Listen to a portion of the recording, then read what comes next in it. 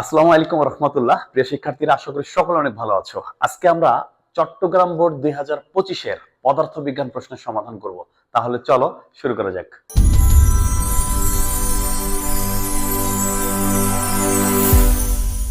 প্রথমেই যদি আমরা 1 নং প্রশ্নের দিকে একটু লক্ষ্য করি, দেখো আমাদের 1 নং প্রশ্নে কি বলা আছে। 1 নং প্রশ্নের মধ্যে বলা আছে যে একটি গোলাকার বস্তুর ব্যাসার্ধ 1.5 সেন্টিমিটার। তোমরা ধরে নিই এটা একটা গোলাকার বস্তু। এই বস্তুটার যে ব্যাসার্ধ রয়েছে, অর্থাৎ এর ব্যাসার্ধ আর এর মান আমাকে বলে দেওয়া আছে 1.5 সেন্টিমিটার। ওকে, ভালো কথা। আমাকে বলেছে স্লাইড ক্যালিপার্সের সাহায্যে এর ব্যাস পরিমাপ করে 3.2 সেন্টিমিটার পাওয়া গেল। অর্থাৎ আমি এটাকে যখন একটা স্লাইড ক্যালিপার্স স্কেল দিয়ে এর ব্যাস পরিমাপ করেছি, অর্থাৎ এই যে টোটাল ব্যাস পরিমাপ করেছি, এই ব্যাসের মান আমরা পেয়েছি কত? ব্যাসের মান পেয়েছি হচ্ছে 3.2 সেন্টিমিটার। তাহলে তুমি এমনি একটু লজিক্যালি একটু চিন্তা করলে দেখতে পারবা যে একটা বস্তুর ব্যাসার্ধ যদি 1.5 হয়, তাহলে ব্যাস তো নিঃসন্দেহে 3 সেন্টিমিটার হওয়ার কথা। কিন্তু আমি পরিমাপ করে কত পেয়েছি?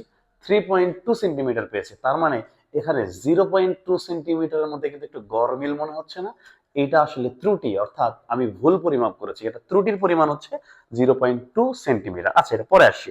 এবার খেয়াল করে দেখো, প্রশ্নে বলেছে বস্তুটিকে ভূমি থেকে 54 কিলোমিটার পার বেগে খাড়া উপরের দিকে নিক্ষেপ করা হলো। অর্থাৎ এই বস্তুকে উপরের দিকে নিক্ষেপ করা হয়েছে কত বেগে? আদিবেগ প্রশ্নের মধ্যে বলে দেওয়া আছে 54 কিলোমিটার পার আওয়ার বেগে নিক্ষেপ করা হলো, এবং বস্তুটি একটি নির্দিষ্ট সময় পরে আবার ভূপৃষ্ঠে পতিত হয়। অর্থাৎ এই বস্তুটা সবার উপরে উঠবে এবং একটা নির্দিষ্ট সময় পর আবার ভূমিতে পতিত হবে। এই ছিল উদ্দীপক। এবার দেখো তো আমাদের গ নং প্রশ্নে আমাদেরকে কি জিজ্ঞেস করেছে।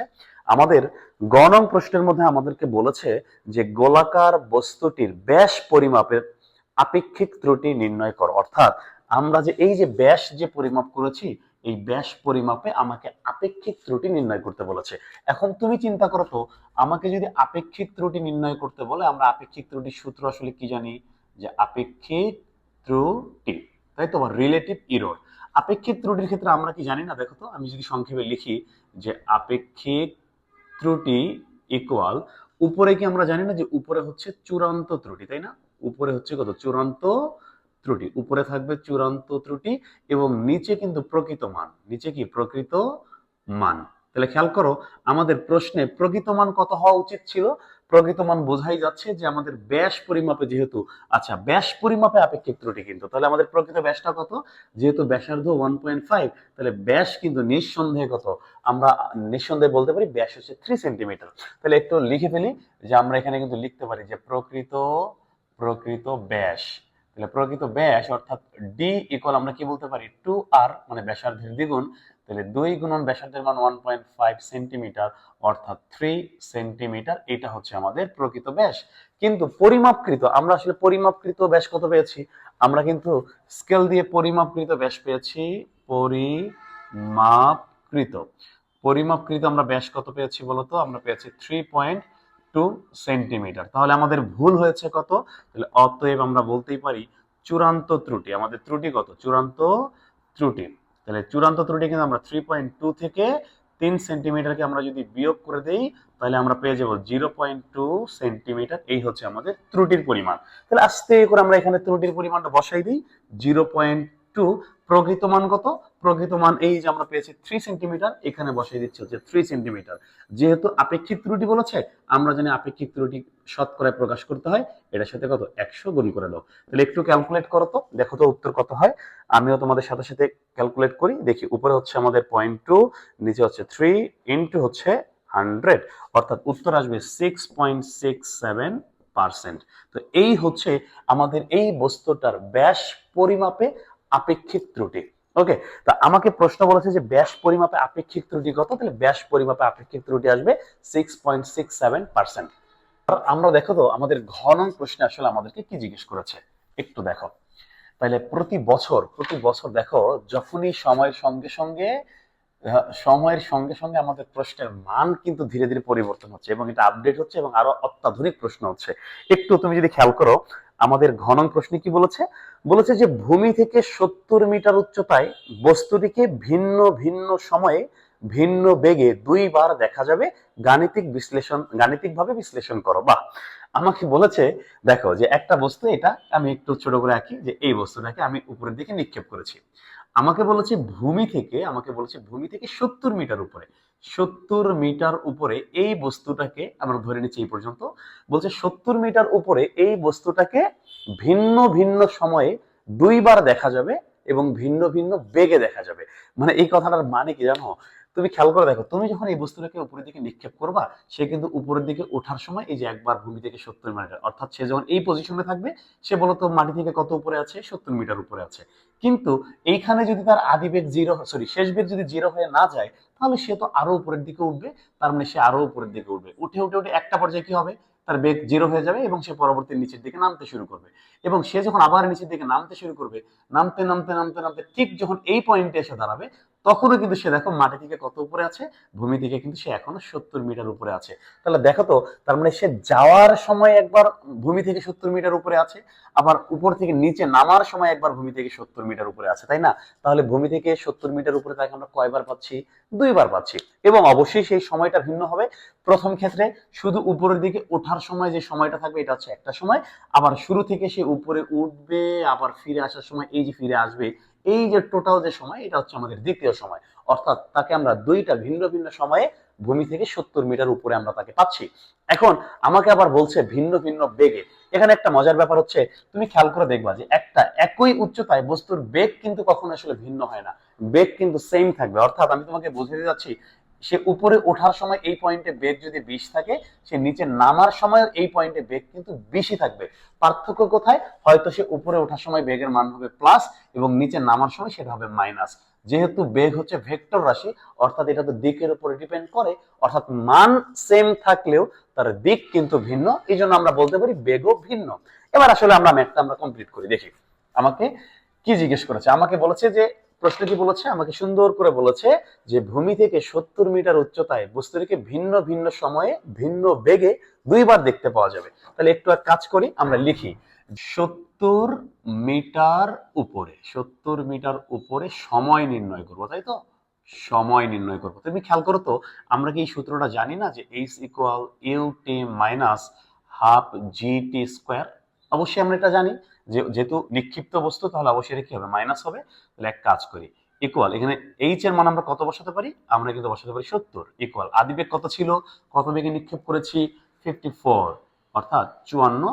এখানে আছে টি, এখানে মাইনাস, এখানে আছে হাফ, জি এর মান কত? 9.8 ইন্টু কি আসবে বলতো? টি স্কোয়ার, তাই তো? আচ্ছা দেখো তো, 70 ইকুয়াল এখানে আছে 54টি, এই যে মাইনাস হাফ দিয়ে যদি আমরা 9.8 কে গুণ করি, তাহলে কিন্তু আসবে 4.9 টি স্কোয়ার। তুমি একটু খেয়াল করো তো, এই যে মাইনাস 4.9 টি স্কোয়ার, এটাকে আমরা এই পাশে আসলে কি হয়ে যাবে? প্লাস হয়ে যাবে না? 4.9 টি স্কোয়ার। এই যে প্লাস 54টি, এটাকে এই পাশে কি হয়ে যাবে?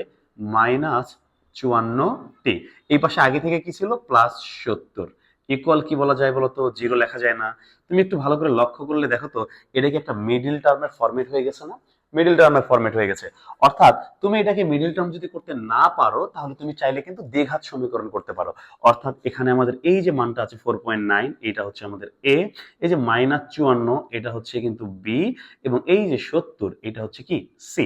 আমরা বলতো দ্বিঘাত সমীকরণ অনুযায়ী আমরা কি জানি বলতো? দ্বিঘাত সমীকরণ অনুযায়ী আমরা দ্বিঘাত সমীকরণ অনুযায়ী এই সমীকরণটা থেকে চাইলে কি আমরা টাইম বের করতে পারবো না? পারবো। কিভাবে পারবো? তাহলে দেখো, আমরা কিন্তু সূত্র জানি যে টি ইকুয়াল, যেহেতু আমরা টাইম বের করবো এই জন্য টি ইকুয়াল লিখলাম। তাহলে আমরা দ্বিঘাতের সূত্রটা কি জানি বলতো? আমরা কিন্তু জানি minus b plus minus root over b square minus 4ac নিচে 2a, তাই না? এই সূত্রটা আমরা জানি না বলতো? এই সূত্রটা আমরা জানি। তাহলে তুমি কি করবা? তোমার কাছে দেখো, এই যে বি এর মান আমার কাছে আছে কত? বি এর মান আছে কত? মাইনাস 54, এর মান কত আছে? 4.9, এবং সি এর মান কত আছে? 70। অর্থাৎ এই মানগুলো তুমি এখানে যদি বসাই দাও, যেহেতু একবার প্লাসের ক্ষেত্রে একটা মান আসবে, মাইনাসের ক্ষেত্রে একটা মান আসবে, তাহলে এখানে কিন্তু আমরা টি এর দুইটা মান পাবো, একটা হচ্ছে টি1 এবং একটা কি পাবো? টি2। আমি তোমাকে একটু দেখাচ্ছি, আমি একটু তোমাকে ক্যালকুলেটরে এই মানটা সহজে কিভাবে করা যায় তোমাকে আমি একটু দেখাচ্ছি। দেখো, আমরা চাইলেই আমার যেহেতু ফোনের মধ্যে সায়েন্টিফিক ক্যালকুলেটর আছে, আমি একটু তোমাকে এখানে সুন্দর করে দেখাই। চাইলেই আমরা কি করতে পারি দেখো, আমরা কিন্তু এখানে চাইলে এই যে আমরা আমাদের এখানে মুড যেতে পারি, মুড থেকে আমরা হচ্ছে যে সমীকরণে চলে গেলাম। সমীকরণে এখানে দেখো এই যে আমাদের এখানে এটা হচ্ছে আমাদের প্রথমে হচ্ছে মূলত এ, পরেরটা বি এবং পরেরটা হচ্ছে সি। তাহলে এর ক্ষেত্রে আমরা বসাবো কত 4.9 দিয়ে আমরা হচ্ছে এটাকে ইকুয়াল দিলাম, তাহলে 4.9।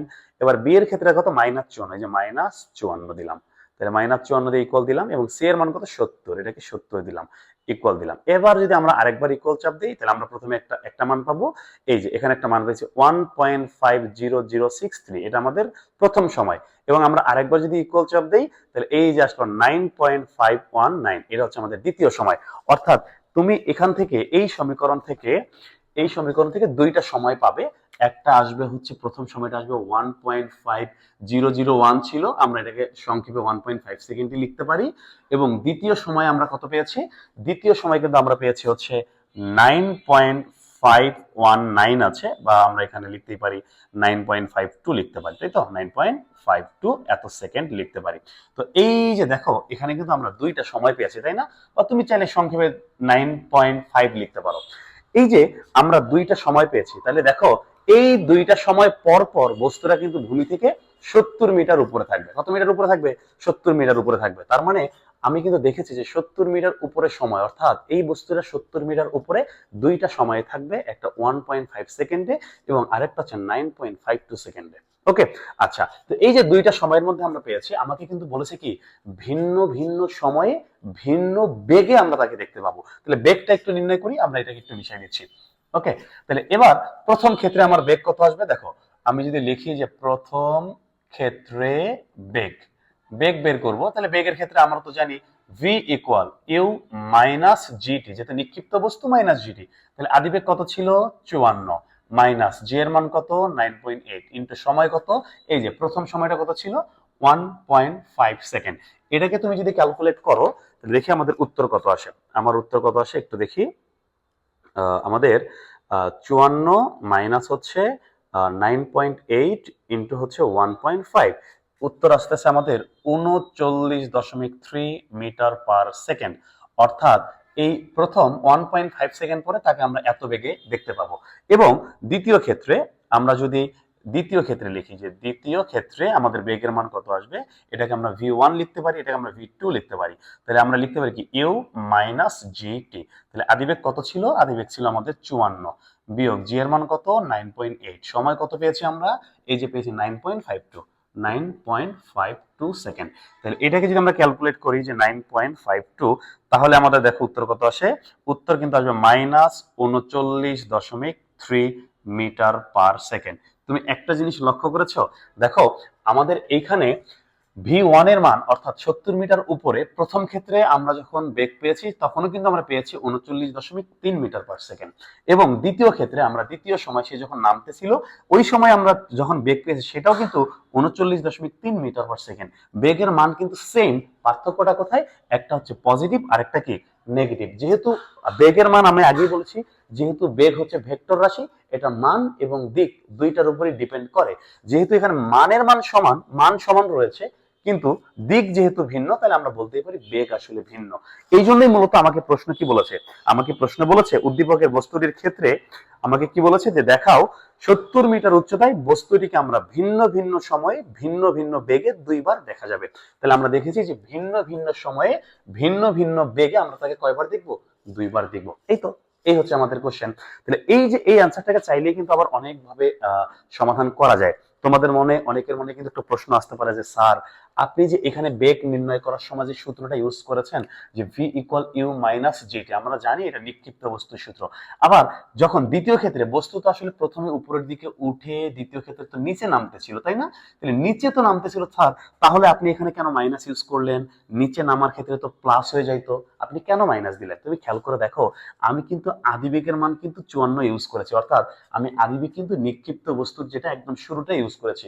অর্থাৎ আমি এই গেমটা বোঝাচ্ছি এখান থেকে, যে এইখান থেকে সে আসলে কত দূর, 9 সেকেন্ড পর সে কোথায় থাকবে। সে 9 সেকেন্ড পর এখানে থাকতে পারে, নিচে নামতে পারে, যাই মন চাই থাক, আমি আদিবেগ যদি শুরুটা বসে তাহলে আমি মাইনাস দিয়ে অঙ্কটা করব। তবে হ্যাঁ, তুমি চাইলে এটাকে প্লাস দিয়ে করতে পারবা, তবে আদিবেগের মান তখন 54 বসানো যাবে না। তখন সর্বোচ্চ উপরে যখন সে উঠবে, সর্বোচ্চ উচ্চতায় তার আদিবেগ কত হয়ে যাবে? 0, মানে শেষ বেগ 0। তখন তুমি ওইখান থেকে যদি গেমটা শুরু করো, তখন সে ওইখান থেকে যদি নিচে নামে, তাহলে কত হবে? আদিবেগ 0 হবে। আবার সেই ক্ষেত্রে আবার সময় তুমি চাইলেই 9.5 ইউজ করতে পারবা না, এখানে সময়ের মানটা ভিন্ন আসবে।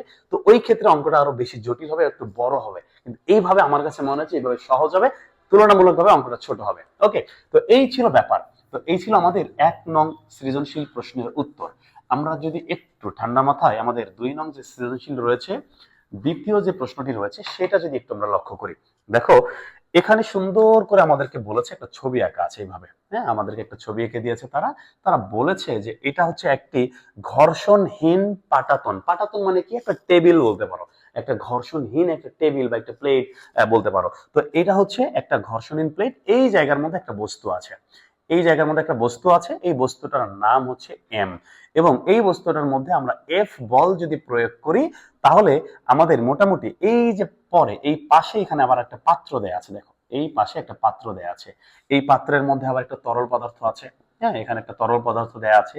এবং এই তরল পদার্থের যে ঘনত্ব, এই পাত্রের যে ঘনত্ব, এই পাত্রটার নাম দিয়ে হচ্ছে বি দেয়া আছে। এবং আমাদের তরলের যে ঘনত্ব, ঘনত্ব বলে দেয়া আছে 1200 গ্রাম পার সিসি, গ্রাম পার সিসি। অর্থাৎ এই যে তরল যে আছে বি তরল, এই তরলের ঘনত্বটা হচ্ছে 1200 গ্রাম পার সিসি, আমাকে এটা বলে দেয়া আছে। এবং প্রশ্নে বলেছে আমি যদি এই বস্তুটাকে বল প্রয়োগ করি, দেখো নিচে সুন্দর করে বলা আছে যে এম বস্তুর ভর হচ্ছে 4 কেজি। অর্থাৎ এই বস্তুটার ভর কত কেজি? 4 কেজি। বলেছে এই বস্তুটার ব্যাস দেয়া আছে 20 সেন্টিমিটার। অর্থাৎ এর যে ব্যাস, এর ব্যাস কত দেয়া আছে? আমি একটু সাইডে লিখি, ব্যাস 20 সেন্টিমিটার, অর্থাৎ 0.2 মিটার। এটা হচ্ছে এই বস্তুর ব্যাস। হ্যাঁ, এটা হচ্ছে ব্যাস, মনে রাখতে হবে। এবং বলেছে এম কে এ পাটাতনের উপর রেখে এফ বল প্রয়োগ করলে এটি বি পাত্রের তরলে পড়ার পূর্বে শেষ প্রান্তে তার বেগ হচ্ছে 10। অর্থাৎ এখানে আবার সুন্দর করে বলা আছে, তুমি যদি এই বস্তুটাকে, উদ্দেশ্য হচ্ছে তুমি এটাকে বল প্রয়োগ করে এই যে আমাদের বি পাত্র যে আছে, এটাকে এইদিকে বল প্রয়োগ করে ঘুরিয়ে ঘুরিয়ে ঘুরিয়ে ঘুরিয়ে এই পাত্রের মধ্যে তুমি এটাকে ফেলতে চাও। তো তুমি যখন এখানে বল প্রয়োগ করেছো, সে এখান থেকে শুরু করে একদম শেষ প্রান্তে যখন চলে আসছে, শেষ প্রান্তে যখন চলে আসছে, প্রশ্নের মধ্যে বলে দেওয়া আছে এই দূরত্বটা আছে 1 মিটার। এখান থেকে এই দূরত্ব কত? 1 মিটার। এবং সুন্দর করে তারা বলে দিয়েছে শেষ প্রান্তে তার বেগ কিন্তু ছিল 10 মিটার পার সেকেন্ড। তাহলে আদিবেগ কত ছিল? আদিবেগ কিন্তু ইউ এর মান হচ্ছে 0, শুরুতে কিন্তু তার বেগ 0 ছিল। ওকে, এখন আমাকে প্রশ্ন কি বলেছে? আমাকে গ নং প্রশ্নে বলেছে ওই এফ এর মান কত। দেখো আমাকে গ নং প্রশ্ন বলেছে এই যে এফ মানে প্রযুক্ত বলের মান কত। তো তুমি নরমালি চিন্তা করো, আমাকে যদি এফ এর মান বের করতেই হয়, তাহলে এটা গ নং প্রশ্ন, তাই তো? 2 নং সৃজনশীলের গ নং প্রশ্ন। তা আমাকে যদি এফ এর মান বের করতেই হয়, আমরা কি জানি না যে এফ ইকুয়াল এম এ? দেখো যেহেতু ঘর্ষণ বল নেই, তাহলে আমি ঘর্ষণটাকে চিন্তা করব না, শুধু আমরা চিন্তা করবো এফ ইকুয়াল এম এ। তো এম এর মান আমাকে প্রশ্নে বলে দেয়া আছে 4 কেজি, আমার লাগবে ত্বরণ। তুমি খেয়াল করে দেখো, তোমার কাছে আদিবেগ আছে, তোমার কাছে শেষ বেগ আছে, তোমার কাছে অতিক্রান্ত দূরত্ব 1 মিটার আছে। তাহলে তুমি কি চাইলেই ত্বরণ বের করতে পারবা না? অবশ্যই পারবা। তাহলে আমরা কি লিখতেই পারি না যে ত্বরণ? হ্যাঁ, ত্বরণ কিভাবে বের করা যাবে? আমরা জানি যে ভি স্কোয়ার ইকুয়াল কি ইউ স্কোয়ার প্লাস 2as। তাহলে দেখো, বা ভি স্কোয়ার ইকুয়াল কি লেখা যায়? 2as, কারণ আদিবেগ যেহেতু 0, তাহলে এটা ক্যান্সেল হয়ে যাবে। অতএব আমরা বলতে পারি a equal v square by কি লেখা যাবে? 2s। তুমি খেয়াল করো, শেষ বেগ, শেষ বেগ কত ছিল? 10। 10 এর উপর কি আছে? স্কোয়ার, নিচে 2 ইন্টু এস এর মান কত? এস এর মান 1 মিটার। এই যে এস এর মান কত? 1 মিটার। তাহলে উপরে হচ্ছে 100, 100 এর 2 দিয়ে ভাগ করলে কত আসবে? 50 মিটার পার সেকেন্ড স্কোয়ার। এই হচ্ছে ত্বরণ। তাহলে আমরা যদি ত্বরণের মান পেয়ে যাই 50, আমাকে বলছে বলের মান কত। তাহলে এই ত্বরণের জায়গায় আমরা 50 বসাই দিই, তাহলে উত্তর আসবে 200 নিউটন। তো এই হচ্ছে আমাদের বলের মান। তাহলে আমাকে প্রশ্ন বলেছে বলের মান কত? উত্তর হচ্ছে 200 নিউটন। সিম্পল। এই তো সুন্দর কোশ্চেন, তাই তো? তাহলে একটু নরমালি চিন্তা করলে কোশ্চেনটা বোঝা যাবে যে এটার উত্তর আসলে কি হবে। Okay fine. তাহলে আমরা যদি এটা বুঝে যাই, আমাকে দেখো ঘ নং প্রশ্ন কি বলেছে।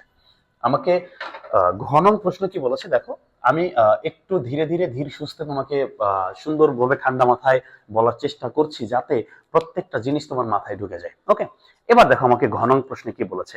আমাকে ঘ নং প্রশ্নের মধ্যে বলেছে এম বস্তুটি বি তরলে ভাসবে নাকি ডুবে যাবে। বা ভালো কোশ্চেনের একদম জাতীয় কোশ্চেন বলা যায়। আমাকে বলছে যে এই যে বস্তুটি আছে, এই বস্তুটি যদি তরলের মধ্যে পড়ে যায়, সেটা কি ভাসবে নাকি ডুবে থাকবে। এখন একটা বস্তুকে তরলের মধ্যে ছেড়ে দিলে সেটা আসলে ভেসে থাকে নাকি ডুবে যাবে, এটা তো কয়েকটা শর্তের উপর ডিপেন্ড করে, তাই না? তাহলে একদম সহজ শর্তটাই আমরা চিন্তা করি। যদি এই বস্তুর ঘনত্ব এই তরলের ঘনত্বের চেয়ে বেশি হয় তাহলে বস্তুটা ডুবে যাবে, আর যদি আমার বস্তুর ঘনত্ব এই তরলের ঘনত্বের চেয়ে কম হয় তাহলে বস্তুটা ভেসে থাকবে। এই তো, তাহলে এক কাজ করি, আমাকে তো প্রশ্নের মধ্যে তরলের ঘনত্ব বলেই দিয়েছে, আমাকে বের করতে হবে বস্তুর ঘনত্ব। তাহলে এক কাজ করি, আমরা যদি এখানে লিখি যে বস্তুর বস্তুর ঘনত্ব, তাহলে বস্তুর ঘনত্ব আমরা কি জানি বলতো, রো ইকুয়াল কি জানি, m/v। তাহলে m এর মান কত আছে, 4 কেজি, এখানে 4 কেজি। আর আয়তন কত আছে বলতো, আয়তন কি আছে, নাই। এই যে আয়তনের জন্য আমাকে একটা শর্ত দেয়া আছে, ব্যাস বলে দেয়া আছে, যেহেতু গোলাকার বস্তু তাহলে আমরা কাজ করতে পারি, আয়তনটা লিখতে পারি কি, আয়তন। আমরা এখানে লিখি বস্তুর আয়তন। আয়তনের সূত্র আমরা কি জানি, যেহেতু ব্যাস বলে দেয়া আছে তাহলে আমরা জানি 1/6 পাই ডি কিউব। এটা আমরা জানি না বলতো, জানি। তাহলে দেখো তো 1/6 ইন্টু 3.14 সরি 1416 ইন্টু ব্যাস কত, ব্যাস দেখো এটাকে মিটার আছে, তুমি চাইলে মিটার করতে পারো, আমরা কাজ করি এটাকে সেন্টিমিটারেই রাখি, হ্যাঁ, তাহলে সেন্টিমিটারে ইউজ করি। তাহলে এখানে যদি আমরা 20 সেন্টিমিটার ইউজ করি তার উপর কি দিয়ে দিব, কিউব। তাহলে উত্তর কিন্তু এটাকে, তাহলে উত্তর আমাকে কিসে লিখতে হবে, সেন্টিমিটার কিউবেই লিখতে হবে। আচ্ছা, তাহলে এবার একটু আসি, যেহেতু আমি সেন্টিমিটার ইউজ করেছি, ব্যাসের মান যেহেতু সেন্টিমিটার ইউজ করেছি, অবশ্যই উত্তরটা সেন্টিমিটারে লিখতে হবে। তাহলে 1/6 ইন্টু হচ্ছে 3.1416 ইন্টু 20, তার উপর কি আসবে, কিউব। 20 এর উপরে কিউব যদি হয় উত্তর আসবে 4188.8, এত সেন্টিমিটার কিউব। একটু ভালো করে দেখো, তাহলে আমরা এখানে সেন্টিমিটার রেখেছি, এককটাকে আমরা সেন্টিমিটার কিউব লিখেছি। এবার তাহলে কাজ করো, তাহলে উপরে আমাদের ভর কত ছিল বলতো, প্রশ্নের মধ্যে ভর কত ছিল, 4 কেজি ছিল না, ভর ছিল 4 কেজি। এটাকে আমরা গ্রাম করে ফেলি, তাহলে আসবে কত, 4000 গ্রাম। এখন তুমি বলতে পারো যে স্যার সব সময় তো আসলে আমরা অঙ্ক করি, প্রশ্নের মধ্যে গ্রাম থাকলে এটাকে আমরা কেজি করে নিই, আপনি কেন উল্টা কাজ করতেছেন, আপনি কেন গ্রাম করতেছেন? ওই যে শর্ত দেখো, তুমি চাইলে এটাকেও কেজি পার মিটার কিউব করতে পারো, কিন্তু যেহেতু আমার প্রশ্নের মধ্যেই গ্রাম পার সিসি দেয়া আছে, তাহলে আমরা এই বস্তুর ঘনত্বটাকে গ্রাম পার সিসি আকারে প্রকাশ করি। তাহলে এক কাজ করি, আমাদের যে ভর আছে তাহলে ভরের জায়গায় আমরা লিখতে পারি 4000 গ্রাম, তাই তো। আর আয়তন যে আছে, আয়তনের জায়গায় কত লিখতে পারি, 4188.8। এখানে কি আছে, সেন্টিমিটার কিউব। আমরা কি জানি না যে সেন্টিমিটার কিউবকে কি লেখা যায়, সিসি লেখা যায়, তাহলে আমরা কিন্তু এটাকে লিখতে পারি এত সিসি। তাহলে উপরে গ্রাম নিচে সিসি, তাহলে ভাগ করলে কি আসবে, গ্রাম পার সিসি। তাহলে আমরা এক কাজ করি, উপরে আসলো 4000 এবং নিচে আসলো আমাদের কত, 4188.88 বা 8। উত্তর কিন্তু আসলো কত, 0.95 গ্রাম পার সিসি। অর্থাৎ আমাদের এই বস্তু যে আছে, বস্তুর ঘনত্ব মাত্র 0.95 গ্রাম পার সিসি, কিন্তু আমাদের তরলের ঘনত্ব হচ্ছে কত, 1200 গ্রাম পার সিসি। তাহলে অবশ্যই আমাদের বস্তুর ঘনত্ব ওই তরলের ঘনত্বের চেয়ে কম, যেহেতু কম তার মানে বস্তুটি ভেসে থাকবে। তাহলে উত্তর কি হবে, উত্তর হবে, তুমি এটাকে লিখতে পারো যে বস্তুর ঘনত্বটাকে আমরা এটাকে রো লিখতে পারি এবং তরলের ঘনত্বকে আমরা রো ড্যাশ লিখতে পারি। তুমি নিচে লিখতে পারো যে যেহেতু আমাদের বস্তুর ঘনত্ব তরলের ঘনত্বের চেয়ে কম, তাহলে অর্থাৎ বস্তুটি কি হবে, বস্তুটি ভাসবে বা ভেসে থাকবে। এই তো প্রশ্ন। তাহলে দেখো একটু প্রশ্নের অ্যান্সার করলে তুমি কিন্তু 4 নাম্বার পেয়ে যাচ্ছ। ওকে, তাহলে আমরা এবার 3 নং প্রশ্নের দিকে লক্ষ্য করি, দেখি আমাদের 3 নং প্রশ্নে কি বলেছে। দেখো 3 নং প্রশ্নের মধ্যে সুন্দর করে একটা কপি কল দেয়া আছে, এইভাবে একটা কপি কল দেয়া আছে। এই কপি কলের মধ্যে এখানে একটা বস্তু রয়েছে, যে বস্তুটার নাম তারা দিয়েছে এ, এবং এটার ভর দেয়া আছে 16 কেজি। কত কেজি, 16 কেজি। এবং এইখানে একটা বস্তু রয়েছে, এইখানে একটা বস্তু রয়েছে, এই বস্তুটার নাম হচ্ছে বি, এবং এই বস্তুটা হচ্ছে 1.5 কেজি। ওকে, ভালো কথা। এবং এই যে এটা ভূমি, এই ভূমির সাথে দেখো এই বি বস্তুটাকে এই ভূমির সাথে একটা রশি দিয়ে, সুতা দিয়ে বেঁধে রাখা আছে, এখানে বেঁধে রাখা আছে। এটা এই বিন্দু হচ্ছে ডি বিন্দু, এবং এখানে একটা পয়েন্ট আছে সেটা হচ্ছে সি বিন্দু। এবং এই এ বস্তু যে রয়েছে, এ বস্তুটা আমাদের ভূমি থেকে মোটামুটি কত মিটার, এই উচ্চতা প্রশ্নের মধ্যে বলে দেওয়া আছে 50 মিটার উপরে সে রয়েছে। এই হচ্ছে আমাদের উদ্দীপক। প্রশ্ন কি বলেছে জানো, প্রশ্নে বলেছে যে চিত্রে ডি বিন্দুতে সুতার বাঁধন দেয়া আছে। এই যে ডি বিন্দু, এই ডি বিন্দুতে এই যে সুতা যে আছে, এই সুতার বাঁধন দেয়া আছে। ওকে, ভালো কথা। যে ডি বাঁধন খুলে এ বস্তুর গতিশক্তি নির্ণয় করা হলো। অর্থাৎ এই বাঁধনটা যদি আমি খুলে দেই, নিঃসন্দেহে আমাদের এই বস্তুটা নিচের দিকে যাবে, কারণ এটা ভর বেশি 16 কেজি, আর এটা তো 1.5 কেজি। তাহলে এটা অবশ্যই কি হবে, নিচের দিকে যাবে, আর এই বস্তু কিন্তু উপরের দিকে যাবে। এবং এই যদি নিচের দিকে যায়, তার একটা বেগ থাকবে, আর বেগ থাকলে তার গতিশক্তি থাকবে। তো প্রশ্নের মধ্যে বলেছে যে গতিশক্তি নির্ণয় করা হলো। এবার দেখি আমাদের প্রশ্নে কি বলেছে। আমাদের প্রশ্নে বলেছে, গ নম্বর বলেছে, ডি বাঁধন থাকা অবস্থায় এ বস্তুর বিভব শক্তি নির্ণয় করো। অর্থাৎ এই যে যখন বাঁধনটা এই অবস্থায় আছে, তখন তো সে কি নামতে পারবে না, সে ওই অবস্থায় স্থির অবস্থায় রয়েছে। এখন আমাকে বলেছে এই বাঁধনটা থাকা অবস্থায় এ বস্তুর বিভব শক্তি নির্ণয় করতে বলেছে। তাহলে গ নম্বর প্রশ্ন আমাকে বলেছে এ বস্তুর বিভব শক্তি। তাহলে বিভব শক্তি আমরা কি জানি না, v equal m g h, আমরা জানি। তাহলে এম এর মান কত বলতো, এম এর মান দেওয়া আছে 16 কেজি, এই যে 16 কেজি, ইন্টু জি এর মান 9.8, উচ্চতা সে কত উপরে আছে, 50 মিটার উপরে রয়েছে। এই তো, এটা কোনো প্রশ্ন? দেখো তো, এটা কিন্তু একদম সিম্পল একটা প্রশ্ন। তাহলে আমরা চাইলেই এখানে কি করতে পারি, এম এর মান হচ্ছে 16 ইন্টু 9.8 ইন্টু আমাদের উচ্চতা 50, অর্থাৎ 7840 জুল। এই হচ্ছে আমাদের কি শক্তি, আমাদের হচ্ছে বিভব শক্তি। এটা ছিল গ নং প্রশ্ন, তাই তো? এখন আমাকে বলেছে ঘ নং প্রশ্ন, দেখো কি বলেছে। তাহলে গ নং সহজ। এবার আসি ঘ নং প্রশ্নে কি বলেছে। আমাদের ঘ নং প্রশ্নের মধ্যে বলেছে, ডি বিন্দুতে সুতার বাঁধন না খুলে আমরা যদি সি বিন্দুতে সুতাটাকে কেটে দেই, তাহলে এ বস্তুটি অপেক্ষাকৃত বেশি গতিশক্তিতে ভূমিতে আঘাত করবে কিনা গাণিতিকভাবে যুক্তি দাও বা যুক্তি সহ যাচাই করো। এই তো প্রশ্ন। মানে আমাকে বলেছে যে আমি এই ডি বিন্দুতে সুতাটা যদি খুলে না দিয়ে আমি এই সি বিন্দুতে যদি সুতাটা কেটে দেই, তাহলে এই বস্তুটা পূর্বের তুলনায় অনেক বেশি গতিশক্তিতে ভূমিতে আঘাত করবে কিনা এটা আমাকে গাণিতিকভাবে যুক্তি দেখাতে বলেছে। তো তুমি একটু নর্মাল চিন্তা করো যে এখানে তো আসলে সি বিন্দু ছিল, তাই না, সি বিন্দু। আমি যদি নর্মালি আসলে এই ডি বিন্দুতে সুতাটা খুলে দেই, তাহলে কি হবে বলতো, এই বস্তুটা নিচের দিকে যাবে, এই 1.5 কেজি ভরের বস্তুটা উপরের দিকে যাবে। তাহলে বলতো, এই বস্তু যদি নিচের দিকে যায়, তুমি বলো, এই বস্তু যদি নিচের দিকে যায়, তাহলে সে কি বিনা বাধায় যাইতে পারবে? যাইতে পারবে না। কেন পারবে না? কারণ ওই অপর দিকে কিন্তু কপিকলের সাহায্যে আরেকটা বস্তু কিন্তু ঝুলন্ত অবস্থায় রয়েছে। তাহলে অবশ্যই এই বস্তুটা বিনা বাধায় যেহেতু পড়বে না, তাহলে তার বেগ বা তার স্পিড কিন্তু তুলনামূলকভাবে একটু স্লো হবে। কিন্তু আমি যদি এই বাঁধনটাকে খুলে না দিয়ে আমি যদি সি বিন্দুতে কেটে দিই, এবার বলতো এ বস্তুর সাথে কি কোনো বাধা থাকলো? উল্টো দিকে কেউ কি বাধা আছে?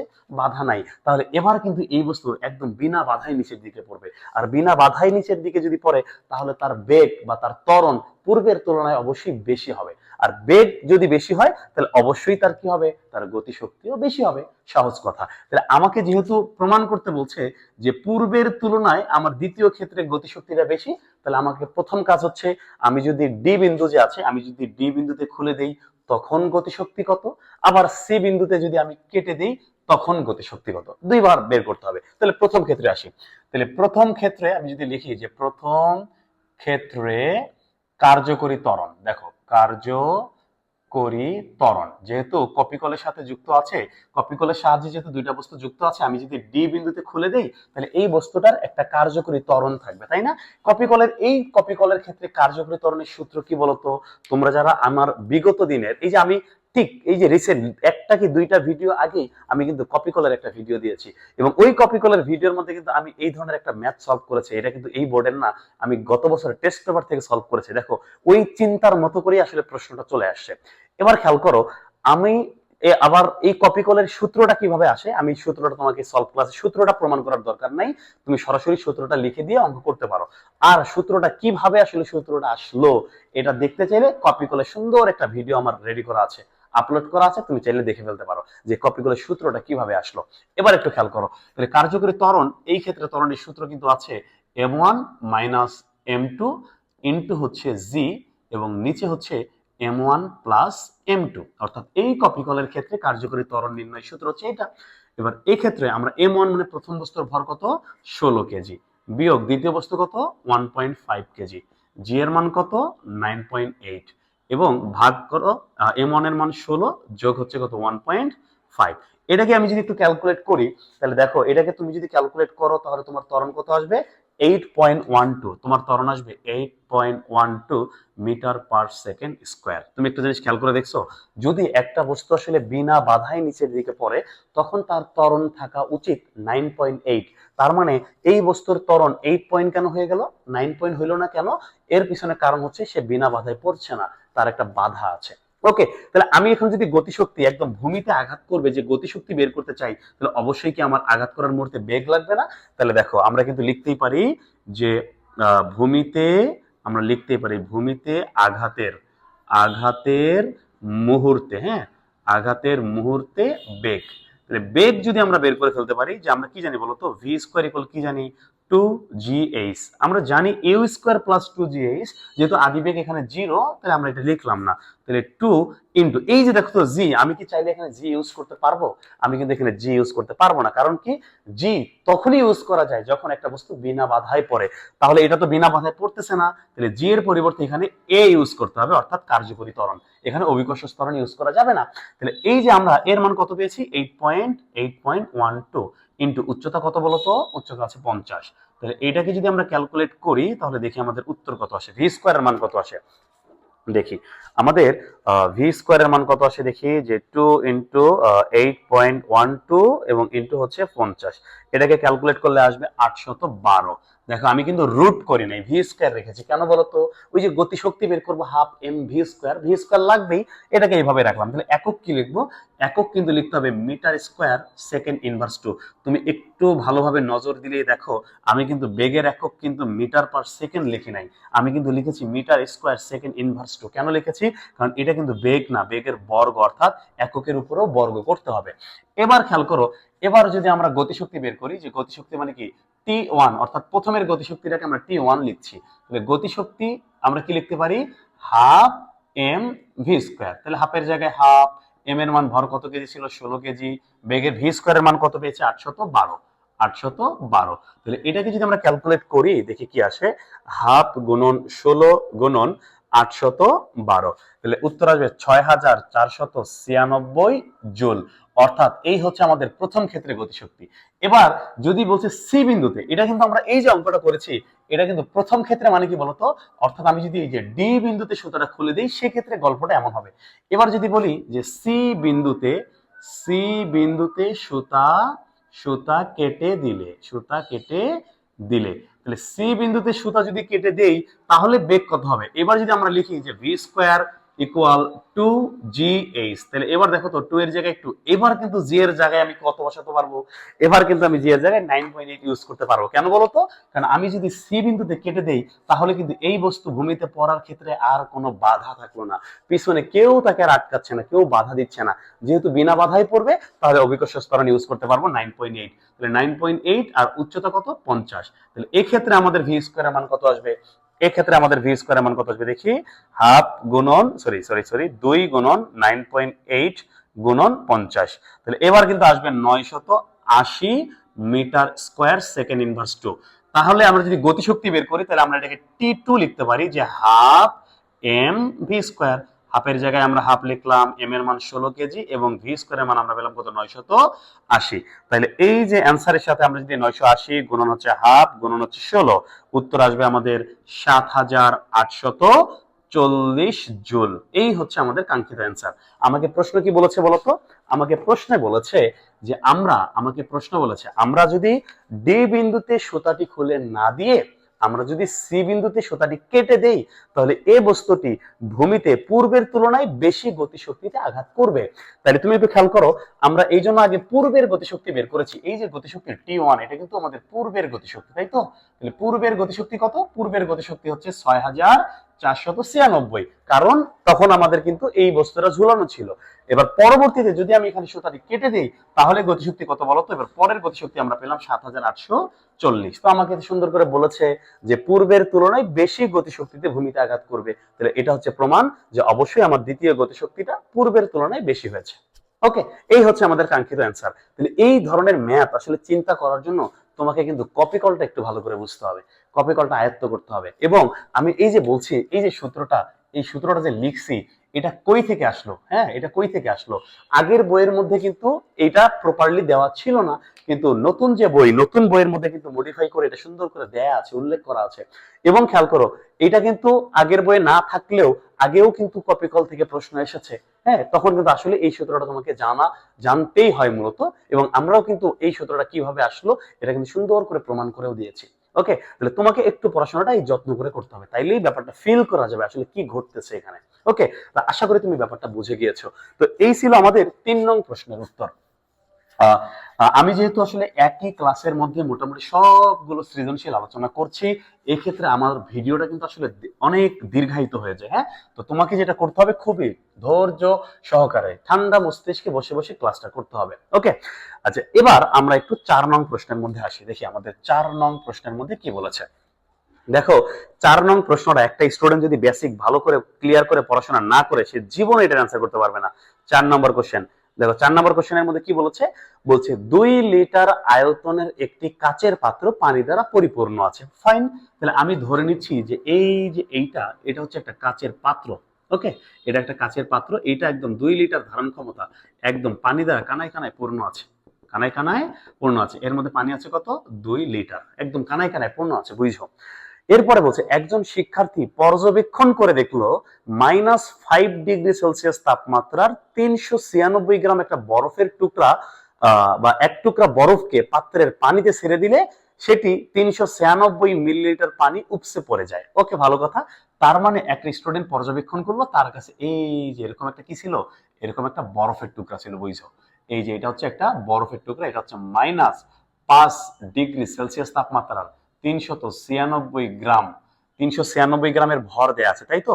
যে এত ভরের এই টুকরাটাকে এই পানির মধ্যে ছেড়ে দিয়েছে। ভালো কথা। তো পানির মধ্যে যদি ছেড়ে দেয় তাহলে বলতো কি হবে? অবশ্যই পানি কি উপসে পড়ে যাবে না? পানি কিন্তু উপসে পড়ে যাবে। এবং ও বলেছে, শিক্ষার্থী পর্যবেক্ষণ করেছে 396 মিলিলিটার, তার মানে এই যে ধরে নিচ্ছি পানি বাইরে উপসে পড়ে গেছে।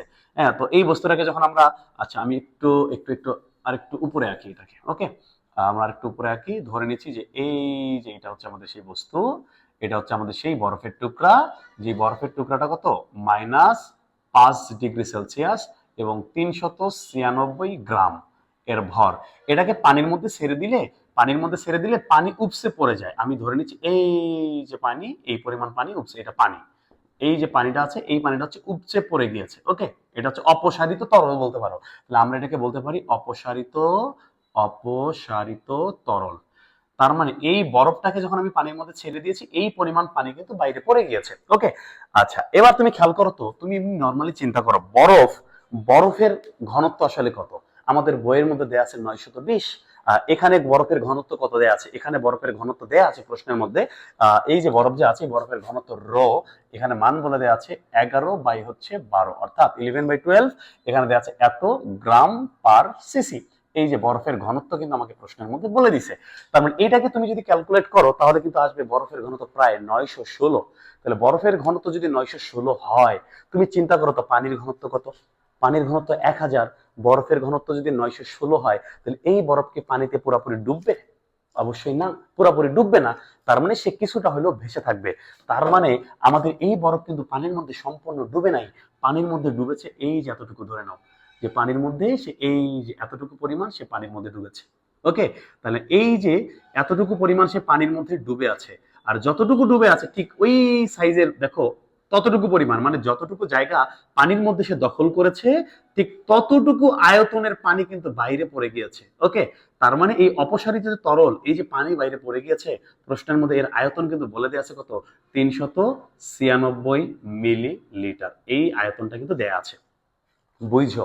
তার মানে আমি এতটুকু নিশ্চিত, এই যে যতটুকু বরফ ডুবে আছে, অর্থাৎ এই ডুবন্ত বরফের আয়তন আর এই অপসারিত তরলের আয়তন, এই দুইটা কিন্তু সমান। তার মানে এটা আবার ভাইবা ভুল করো না যে সম্পূর্ণ বরফের আয়তন হচ্ছে 396। আমি আগেই বলেছি সম্পূর্ণ বরফ কিন্তু পানিতে ডুবে নাই, ডুবছে কিন্তু এতটুকু, এখনো ভেসেই আছে। ওকে, আচ্ছা, এবার একটু খেয়াল করো, আমাকে প্রশ্ন কি বলেছে? প্রশ্নের মধ্যে দেয়া আছে বরফ গলনের সুপ্ত তাপ। এই যে বরফ যে আছে, এই বরফ যদি গলতে শুরু করে তার সুপ্ত তাপ অর্থাৎ LF এর মান দেয়া আছে 3,36,000 জুল পার কেজি। এবং প্রশ্নের মধ্যে বলা আছে বরফের আপেক্ষিক তাপ অর্থাৎ S, এটার মান দেয়া আছে 2100 KG joule per KG per kelvin, joule per KG per kelvin. এটা আমার প্রশ্নে দেয়া আছে। আমাকে প্রশ্ন কি বলেছে জানো?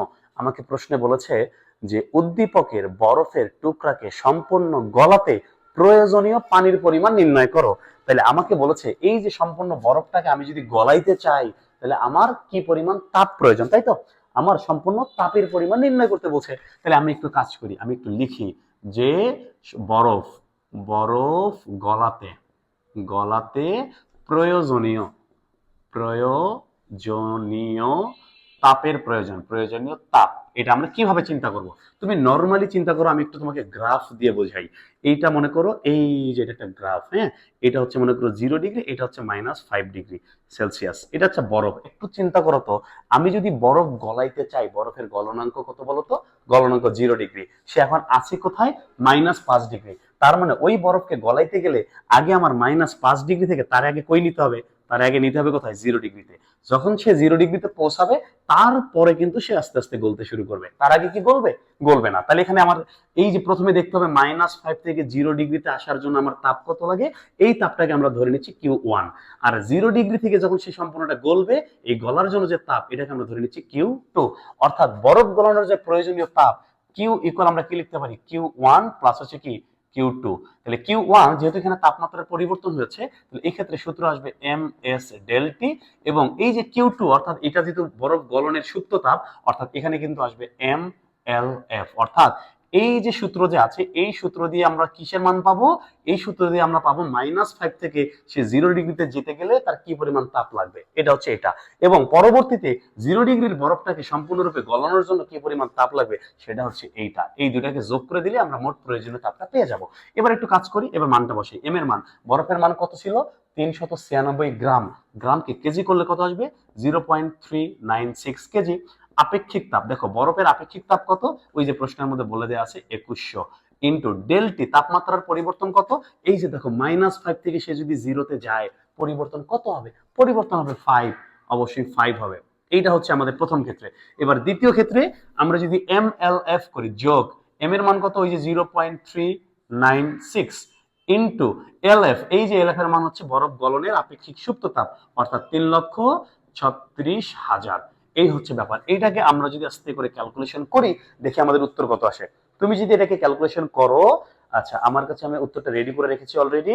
উত্তর আসবে তোমার 137214, অর্থাৎ 137214 এত জুল, অর্থাৎ 1,37,214 জুল এই পরিমাণ তাপের প্রয়োজন হবে। অর্থাৎ এই বরফ গলাতে প্রয়োজনীয় তাপের পরিমাণ হবে 1,37,214 জুল। এই তো, এই হচ্ছে আমাদের কাঙ্ক্ষিত অ্যান্সার। তাহলে এইটা কিন্তু একটা স্টুডেন্ট নরমালি তার ঠান্ডা মাথায় চিন্তা করতে হবে, যেহেতু -ডিগ্রি আছে, আগে মাইনাস থেকে তাকে 0-তে নিতে হবে, তারপরে সে গলবে, তার আগে কিন্তু সে গলবে না। ওকে, এই হচ্ছে আমাদের কাঙ্ক্ষিত অ্যান্সার। এবার আসি, এবার এটা ছিল আমাদের গ নং প্রশ্নের উত্তর। দেখো আমাকে ঘ নং প্রশ্নের মধ্যে কি বলেছে। আমাকে ঘ নং প্রশ্নের মধ্যে প্রশ্ন বলেছে যে উদ্দীপকের শিক্ষার্থীর পর্যবেক্ষণ সঠিক ছিল কিনা উত্তরের সপক্ষে যুক্তি দাও। একটু শিক্ষার্থী কি পর্যবেক্ষণ করছে একটু দেখো। শিক্ষার্থীর পর্যবেক্ষণটা ছিল যে এই বরফের টুকরাটাকে যখন সে পানির মধ্যে ছেড়ে দিল, এখান থেকে পাত্র থেকে এই 396 মিলিলিটার পানি কিন্তু উপচে পড়ে যায়, মানে অপসারিত হয়ে যায়। তারপরে বলেছে যে সম্পূর্ণ বরফটা, এরপরে কিন্তু সম্পূর্ণ বরফটাই গলে যায়, কিন্তু গলে যাওয়ার পর আর কোনো পানি উপচে পড়ে না। এটা হচ্ছে প্রশ্ন। এখন আসলে এই পর্যবেক্ষণটা সঠিক নাকি ভুল আমি কেমনে বুঝবো? তুমি একটা জিনিস খেয়াল করো তো, আমাদের এই যে সম্পূর্ণ বরফ যে আছে, আমি যদি তোমাকে দেখাই যে সম্পূর্ণ বরফের আয়তন কত, দেখো সম্পূর্ণ আমি যদি লিখি যদি সম্পূর্ণ সম্পূর্ণ বরফের আয়তন আয়তন, তাহলে আমরা কি জানি বলতো? আমরা কি রো ইকুয়াল কি জানি? m/v না, অতএব v ইকুয়াল কি লেখা যায়? m/রো। তাহলে m এর মান কত বলতো? ওই যে m এর মান বরফের ভর দেওয়া ছিল 0.396 কেজি, এটা গ্রাম ছিল, আমরা এটা কেজি ইউজ করেছি। এবং ঘনত্ব, এই দেখো ঘনত্ব কত দেওয়া আছে এখানে? 11/12 দেওয়া আছে, তাই তো? এই যে এটা কিন্তু গ্রাম পার সিসিতে আছে, তাই না? তাহলে এক কাজ করি আমরা এটাকে গ্রাম পার সিসিতে যেহেতু আছে, তাহলে উপরেরটা আমরা গ্রামে বসাই দিই। তাহলে ভরের মান বসাই দিই 396 গ্রাম, এবং নিচে ঘনত্ব বসাই দিই 11/12, এত হচ্ছে কত? গ্রাম পার সিসি। তাহলে দেখি উত্তর কত আসে। তাহলে এই যে 396 ভাগ হচ্ছে ভাগ হচ্ছে 11 বাই হচ্ছে 12, উত্তর কিন্তু আসে কত 432 এত সেন্টিমিটার কিউব বা এত সেন্টিমিটার কিউব। এই যে এত সেন্টিমিটার কিউব কথাটার মানে কি বলতো? এত সেন্টিমিটার কিউব কথাটার মানে হচ্ছে 432 মিলিলিটার। 432 মিলিলিটার কেন বলতো? কারণ 1 সেন্টিমিটার কিউব ইকুয়াল হচ্ছে 1 মিলিলিটার। 1 মিলিলিটার। ওকে, তাহলে এখন আমি তোমাকে আসলে যে জিনিসটা বোঝাতে যাচ্ছি, এখানে যে বরফটা ছিল, এই বরফের টোটাল আয়তন কিন্তু ছিল কত? 432। টোটাল আয়তন ছিল 432। এটাকে যখন আমি পানির মধ্যে ছেড়ে দিলাম, সে যদি পুরোটাই ডুবে যাইতো, তাহলে সম্পূর্ণ কতটুকু জায়গা দখল করতো? 432 মিলিলিটার। তাহলে আমার কিন্তু সম্পূর্ণ 432 মিলিলিটার পানি উপচে পড়তো। এখানে কি 432 মিলিলিটার উপচে পড়েছে? উপচে কিন্তু পড়ে নাই। পড়েছে কতটুকু? পড়েছে 396 মিলিলিটার। তার মানে 432 থেকে আমরা যদি বিয়োগ করে দিই 396, তার মানে আমার এখনো এই যে উপরের যে ফাঁকা জায়গা, একটু কিন্তু হচ্ছে আমাদের 36 মিলিলিটার। তার মানে এই 36 মিলিলিটার সে কিন্তু ভেসে আছে, সে কিন্তু পানির মধ্যে ডুবে নাই। ওকে, এখন আমাকে প্রশ্ন কি বলেছে? আমাকে প্রশ্ন বলেছে শিক্ষার্থীর পর্যবেক্ষণ সঠিক ছিল কিনা। আমাকে আসলে কি বের করতে হবে? আমাকে বের করতে হবে, দেখো, তার মানে এইখানে কিন্তু এই যে পানি, যেহেতু পানি যেহেতু এখান থেকে 396 মিলিলিটার অপসারিত হয়েছে, এখন আমাকে দেখতে হবে এই সম্পূর্ণ বরফটা যদি গলে পানিতে পরিণত হয়, তাহলে তার আয়তন কত হয়। যদি এই সম্পূর্ণ বরফটা গলে যাওয়ার পর, এর আয়তন যদি হয় কত? 396, মানে এই জায়গার সমান, তার মানে সম্পূর্ণ বরফটা গলে এই জায়গাটা ফিল আপ হয়ে যাবে। আর এছাড়া যদি সম্পূর্ণ বরফটা গলে 396 এর চেয়ে বেশি আয়তন হয়, তাহলে কিন্তু পানি উপসে পড়ে যাবে, তাই না? এই তো বিষয়। তাহলে এবার একটু আসলে আমরা দেখি। আচ্ছা, এটা কিন্তু আমাদের অঙ্কের কাজে লাগবে না, এটা আমি তোমাকে বোঝানোর জন্য লিখেছি। আমাদের অঙ্কের জন্য কি কাজে লাগবে? আমার অঙ্কের জন্য কাজে লাগবে, আমাকে দেখতে হবে সম্পূর্ণ বরফটা গলে সে যদি পানিতে পরিণত হয়, তার আয়তন কত। তাহলে আমি একটু দেখি, আমরা একটু লিখি যে সম্পূর্ণ বরফ বরফ গলে গলে গেলে আয়তন হবে। আয়তন হবে তার আয়তন কত হবে? দেখো তো, আমরা কি জানি? রো ইকুয়াল কি জানি বলতো? এম বাই ভি জানি না? অতএব ভি ইকুয়াল আমরা কি জানি বলতো? M by rho. তাহলে এম, এই যে ভর, বরফের ভর কত ছিল? 396। তাহলে একটু খেয়াল করো, 396 যে ছিল, তাহলে আমরা কিন্তু এটাকে কি ইউজ করতে পারি বলতো? এই যে ভর যে আছে, তাহলে ভরের মানটাকে আমরা যদি গ্রামেই লিখি, আচ্ছা কেজিতে লিখি, 0.396। এবং ঘনত্ব, এবার আমি কি বরফের ঘনত্ব বসাবো নাকি পানির ঘনত্ব বসাবো? আমি যেহেতু লিখছি বরফ গলে যাবে, তাহলে গলে গেলে সে কি আর বরফ থাকবে? সে তো পানি হয়ে যাবে। তার মানে আয়তনটা তো আর বরফের থাকবে না, পানির হয়ে যাবে। তাহলে এখানে ঘনত্ব পানিরটাই বসাইতে হবে। পানির ঘনত্ব কত? 1000। তাহলে একটু খেয়াল করে দেখি কত আসে। 396 ডিভাইডেড বাই কত? ডিভাইডেড বাই হচ্ছে 1000। উত্তর আসবে 0.0000396 এত মিটার কিউব। এই যে দেখো, তার মানে এই পরিমাণ বরফটা যদি গলে যায়, আয়তন এত মিটার কিউব। মিটার কিউবকে তুমি যদি মিলিলিটার করতে চাও বা সেন্টিমিটার কিউব করতে চাও, তাহলে এর সাথে গুণ করতে হবে 10⁶। তাহলে এই উত্তরের সাথে আমি যদি 10⁶ রে গুণ করি, তাহলে উত্তর কিন্তু আসবে 396 সেন্টিমিটার কিউব। আর যেটাই সেন্টিমিটার কিউব, এটাই আসলে কিন্তু 396 মিলিলিটার। অর্থাৎ মজার ব্যাপারটা কই দেখো তো? মজার ব্যাপারটা হচ্ছে, এখানে যতটুকু বরফ ছিল, সম্পূর্ণ বরফ যদি গলে যায়, তার কিন্তু সে পানি হয়ে জায়গা লাগবে কত? 396। তার মানে আমার এই সম্পূর্ণ বরফ যদি গলে যায়, এই যে যতটুকু জায়গা, এই যে নিচে যে এতটুকু জায়গা কত ছিল? 396। অর্থাৎ এই জায়গার মধ্যেই ওই সম্পূর্ণ পানিটুকু জায়গা এটে যাবে আর কি। তাহলে অতিরিক্ত যেহেতু পানি থাকবে না, অর্থাৎ অতিরিক্ত পানি উপসেও পড়বে না। এখন আমাকে প্রশ্ন কি বলছে? আমাকে প্রশ্ন বলছে যে শিক্ষার্থীর পর্যবেক্ষণ সঠিক ছিল কি না। উত্তর হচ্ছে শিক্ষার্থীর পর্যবেক্ষণ সঠিক ছিল। ওকে, কেন সঠিক ছিল? কারণ শিক্ষার্থী দেখেছে যে ওই সম্পূর্ণ বরফটা গলে যাওয়ার পর আর কোনো পানি পড়ে যায় নাই, তাহলে এটা তার পর্যবেক্ষণ ছিল। আমরাও খেয়াল করে দেখলাম যে সম্পূর্ণ বরফটা যদি গলে যায়, ওই যে যতটুকু জায়গা ছিল 396, ওই 396 জায়গাটুকুই লাগে, এর চেয়ে বেশি জায়গা লাগে না। এই জন্য আমার অতিরিক্ত পানি আর উপসে পড়বেও না, ওই জায়গাটাই ফিল আপ হয়ে যাবে। ওকে, এই ছিল আমাদের কাঙ্ক্ষিত প্রশ্ন। তাহলে এই চিন্তাটা দেখো, অঙ্ক কিন্তু আসলে ছোট, কিন্তু এর গভীরতা, চিন্তার গভীরতা কিন্তু অনেক বেশি। ওকে, তো এইগুলা বোঝার জন্য একটু বুঝা বুঝা পড়াশোনা করতে হবে। আচ্ছা, এবার আমরা একটু 5 নং প্রশ্নের মধ্যে যাই। 5 নং প্রশ্নের মধ্যে তাহলে আমি কিন্তু এখানে সিদ্ধান্ত কি হবে, সিদ্ধান্ত কি কিন্তু হবে শিক্ষার্থীর পর্যবেক্ষণ সঠিক ছিল, সঠিক ছিল। ওকে, আচ্ছা, এবার এবার আমরা একটু দেখব আমাদের পরবর্তী কোশ্চেন। পরবর্তী কোশ্চেন কত নাম্বার বলো তো? পরবর্তী কোশ্চেন 5 নাম্বার কোশ্চেন। ওকে, 5 নাম্বার কোশ্চেন। 5 নাম্বার কোশ্চেনের মধ্যে এরকম করে কি দেয়া আছে দেখো, এরকম করে একটা প্রতিফলক দেয়া আছে। আমরা ধরে নিচ্ছি যে এটা হচ্ছে একটা প্রতিফলক, আমরা একটা লিখছি, এটা হচ্ছে প্রতিফলক। ওকে, এখন এইখানে কি দেয়া আছে দেখো তো, এখানে তরঙ্গ দেয়া আছে, একটা তরঙ্গ এইভাবে দেয়া আছে, এবং ঠিক একই ভাবে এখানে আরেকটা তরঙ্গ দেয়া আছে, আরেকটা তরঙ্গ দেয়া আছে। ওকে, প্রথম তরঙ্গটা এরকম করে একটা দুইটা তিনটা, এখানে একটা দুইটা তিনটা চারটা, অর্থাৎ আমি একটু তোমাকে ভেঙে যদি বোঝাই বলি, এরকম করে সংকোচন দেয়া আছে, সংকোচন এবং প্রসারণ দেয়া আছে, আবার এখানে সংকোচন দেয়া আছে, আবার এখানে প্রসারণ দেয়া আছে, আবার সংকোচন দেয়া আছে, আবার প্রসারণ দেয়া আছে। তার মানে এখানে বোঝাচ্ছে কি বলতো, এই যে একটা সংকোচন এবং একটা প্রসারণ, মানে এখানে এই যে এখান থেকে এই পর্যন্ত একটা তরঙ্গ, আবার এখান থেকে এই পর্যন্ত একটা তরঙ্গ, আবার এখান থেকে যে একটা সংকোচন একটা প্রসারণ, আবার এখান থেকে শুরু করে আরেকটা তরঙ্গ, আবার এখান থেকে শুরু করে আরেকটা তরঙ্গ। মোট এখানে কয়টা তরঙ্গ আছে? এখানে 3টা তরঙ্গ আছে। আর এখানে খেয়াল করে দেখো তো, এখানে কি আছে, এখানে দেখো এই যে প্রথমে এখানে সংকোচন, আবার এখানে প্রসারণ, আবার এখানে মনে করে যে সংকোচন, এই যে প্রসারণ, আবার এখানে সংকোচন, এই যে প্রসারণ, আবার এখানে সংকোচন এবং প্রসারণ।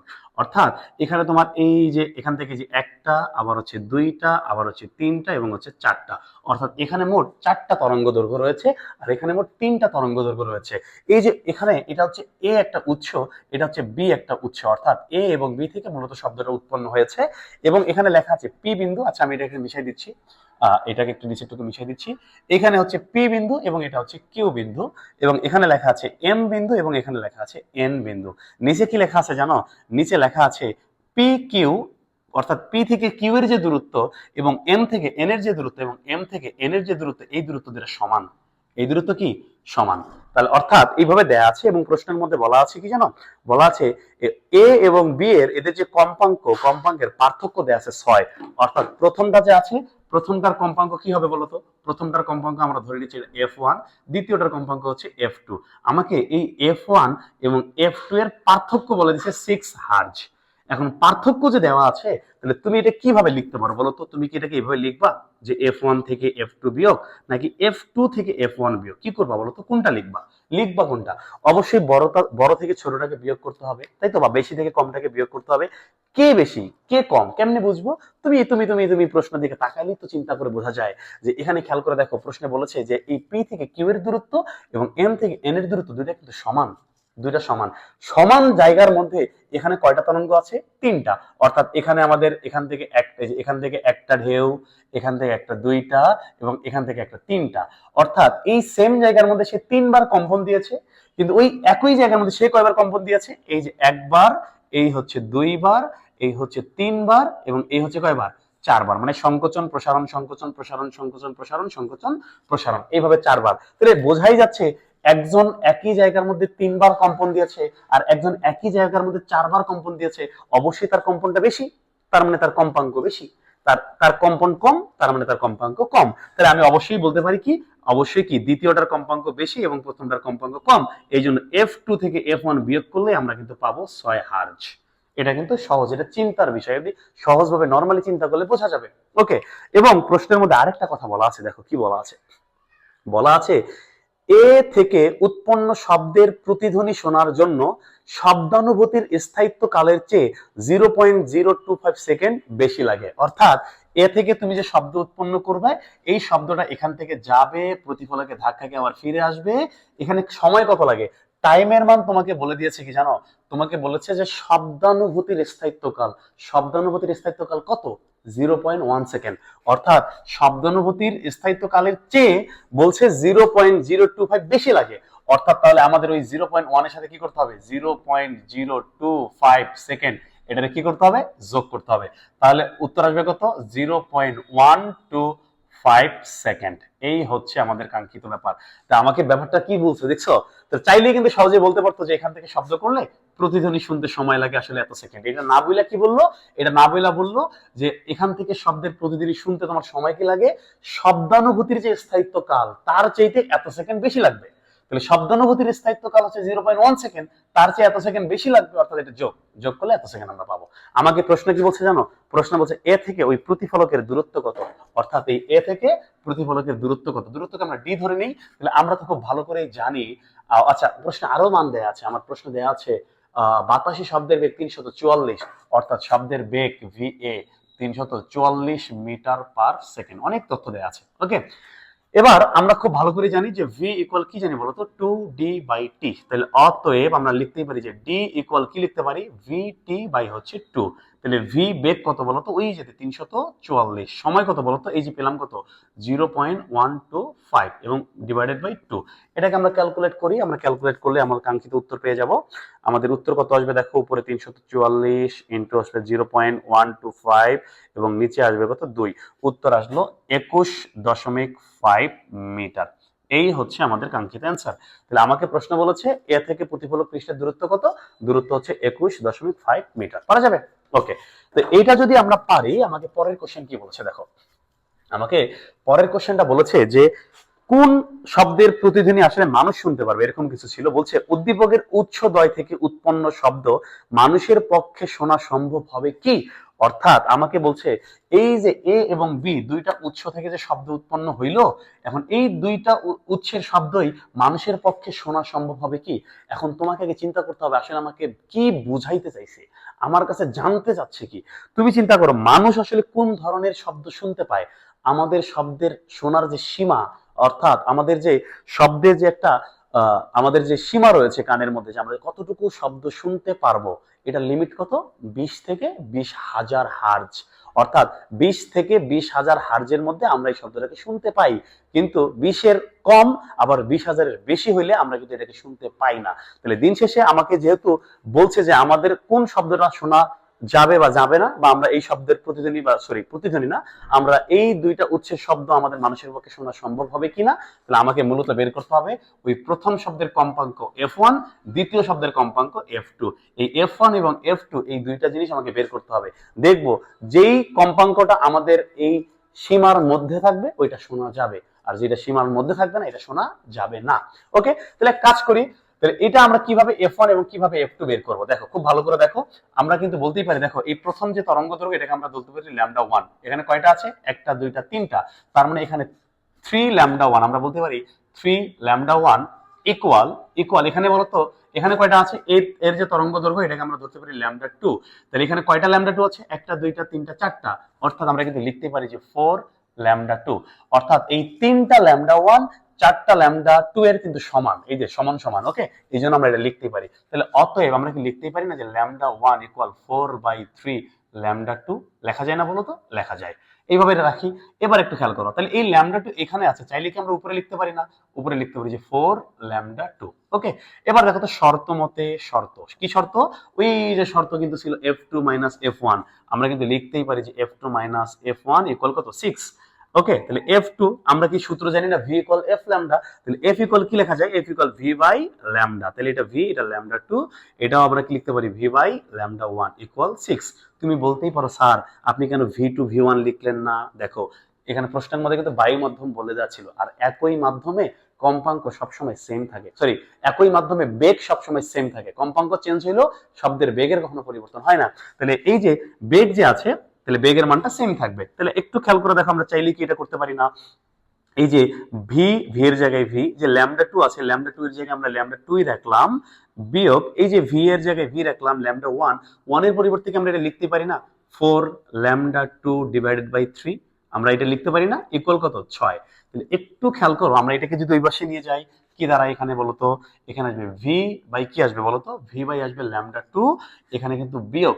এটাকে দেখো তো আমরা যদি উল্টাই দিই তাহলে কি আসবে, উপরে চলে যাবে 3v, নিচে আসবে কি 4λ2 ইকুয়াল কত 6।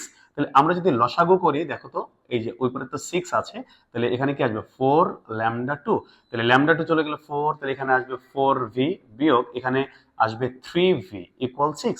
তাহলে আমরা এটাকে এইভাবে লিখতে পারি না, উপরে 4v থেকে 3v গেলে শুধু v ইকুয়াল কি আসবে 4λ2 ইকুয়াল কত আসবে 6। আমরা যদি এইভাবে আর গুণন করি তাহলে কি আসবে বলতো, 4 6 কত 24, তাহলে 24λ2 ইকুয়াল কি আসবে v। তাহলে অতএব λ2 ইকুয়াল কত v/24, তাই না? v এর মান কত? ওই যে v এর মান প্রশ্নে বলে দেওয়া আছে 344, আর ডিভাইডেড বাই কত আসবে 24। তাহলে এটাকে যদি আমরা ভাগ করি, দেখো তো কত আসে উত্তর। আমরা এটাকে যদি ভাগ করি আমাদের উত্তর কত আসে দেখি। তাহলে আমাদের 344 ডিভাইডেড বাই কত আসবে 24, উত্তর আসবে আমাদের 14.33 এত মিটার। অর্থাৎ আমরা λ2 এর মান পেয়েছি। এখন প্রশ্ন বলো তো, আমার কি λ2 লাগবে নাকি আমাকে f1 এবং f2 বের করতে হবে? f1 f2 বের করতে হবে। তাইলে আমরা কেবল কি পেয়েছি, আমরা এটা একটু মিশিয়ে দিচ্ছি, বোর্ডে জায়গা নাই যেহেতু আমরা এটা একটু মিশিয়ে দিচ্ছি। ওকে, তাহলে এবার একটু খেয়াল করো, আমরা কিন্তু λ1 এর মান পেয়েছি, সরি λ2 এর মান পেয়েছি। আমি কি এই λ2 এর মান এখানে বসাই দিলে λ1 এর মান পাবো না? অবশ্যই পাবো। তাহলে অতএব আমরা কি লিখতে পারি, λ1 আমরা এখানে লিখতে পারি যে λ1 ইকুয়াল, উপরে কি ছিল 4, λ2 ডিভাইডেড বাই কি ছিল 3।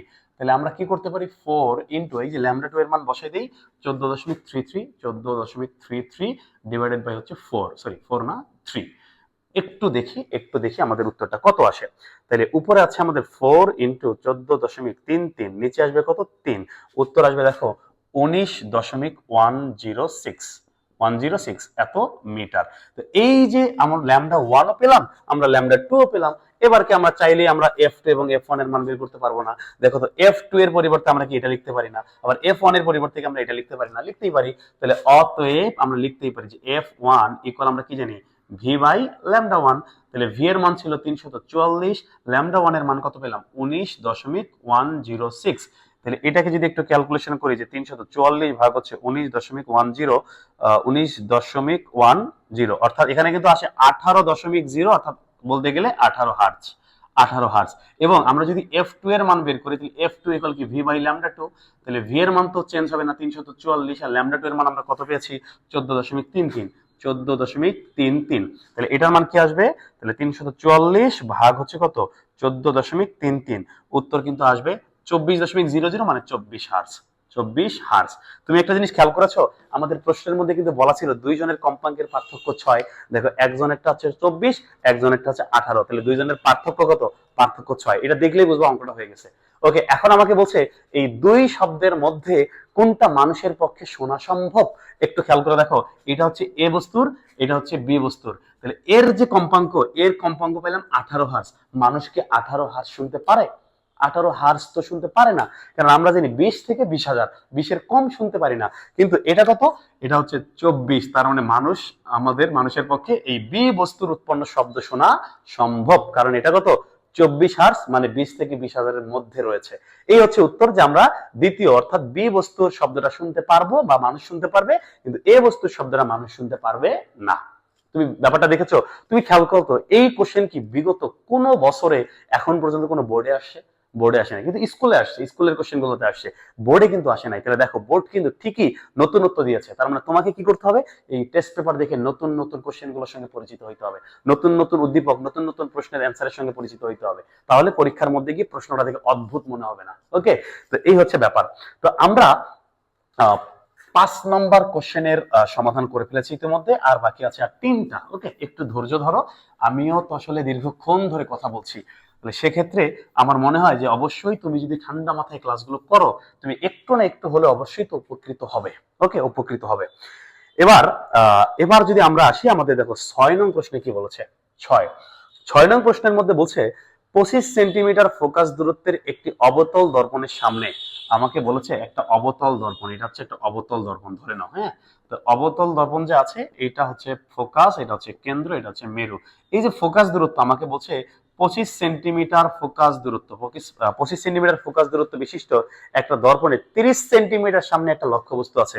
লক্ষ্যবস্তু দূরত্বকে কি দিয়ে প্রকাশ করা হয়, ইউ। তার মানে ইউ 30 সেন্টিমিটার সামনে আছে এবং অবস্থিত। পরে বলছে লক্ষ্যবস্তুকে আরো 35 সেন্টিমিটার পিছনে সরালে, অর্থাৎ লক্ষ্যবস্তু আগে যেখানে ছিল এখান থেকে, মনে করো সাপোজ এখান থেকে একটু তো 25, তাই না, 25 সেন্টিমিটার, এখান থেকে একটু 25 সেন্টিমিটার।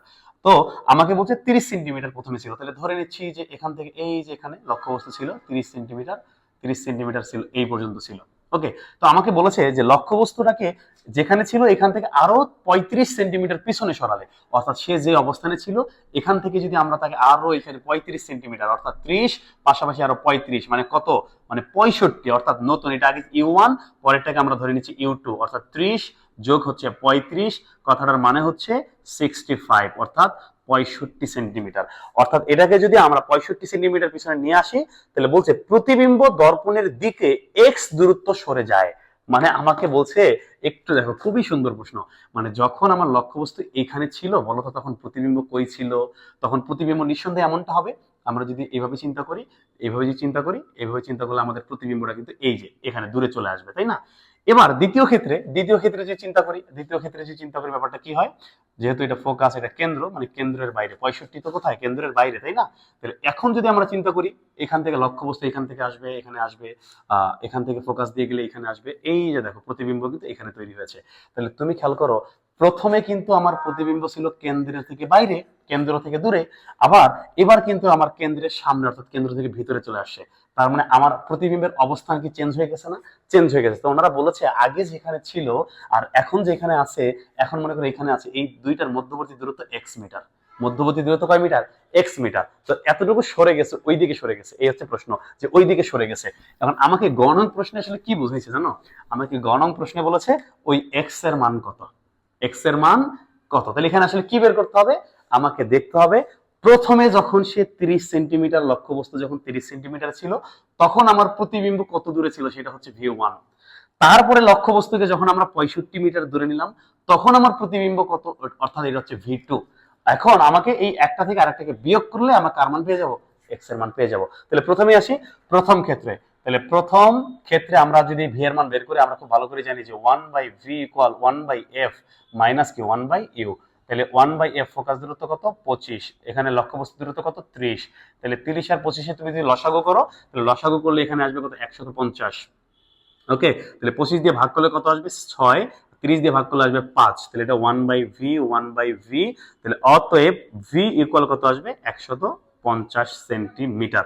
অর্থাৎ এটা আমরা v1 এটা u1 ছিল। ওকে, তাহলে আমরা v1 প্রথম ক্ষেত্রে আমাদের প্রতিবিম্বের দূরত্ব ছিল, যখন লক্ষ্যবস্তু 30 এ ছিল তখন প্রতিবিম্ব ছিল 150 সেন্টিমিটার দূরে।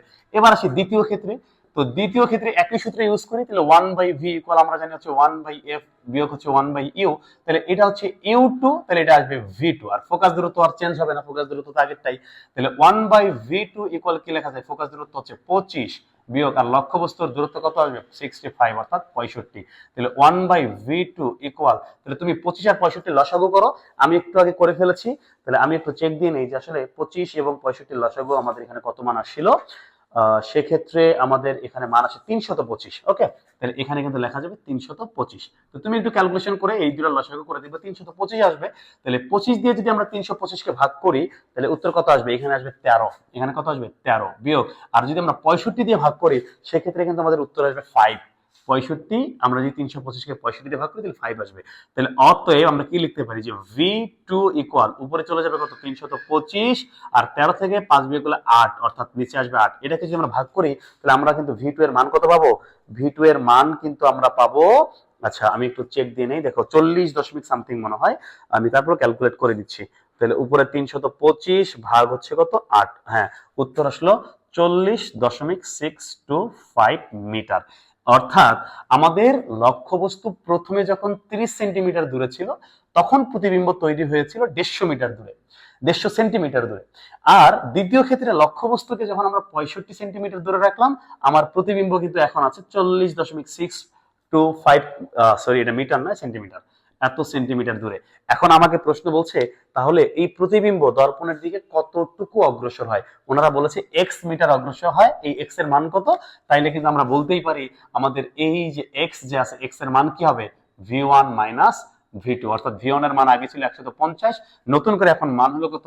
40.625। তাহলে এটাকে যদি আমরা ক্যালকুলেশন করি, 150 বিয়োগ হচ্ছে 40.625, উত্তর আসবে 109.375 এত সেন্টিমিটার। এই হচ্ছে আমাদের প্রশ্নের কাঙ্ক্ষিত উত্তর। মানে আমাকে বলেছে যে লক্ষ্যবস্তু, সরি প্রতিবিম্বটি পূর্বের চেয়ে কত দূর সরে আসছে, ওই এক্স এর মান বের করতে বলছে, এক্স এর মান, অর্থাৎ 109.375 সেন্টিমিটার সে সরে এসেছে। এই হচ্ছে উত্তর। ওকে, তাহলে আশা করি তুমি ব্যাপারটা বুঝে গিয়েছো।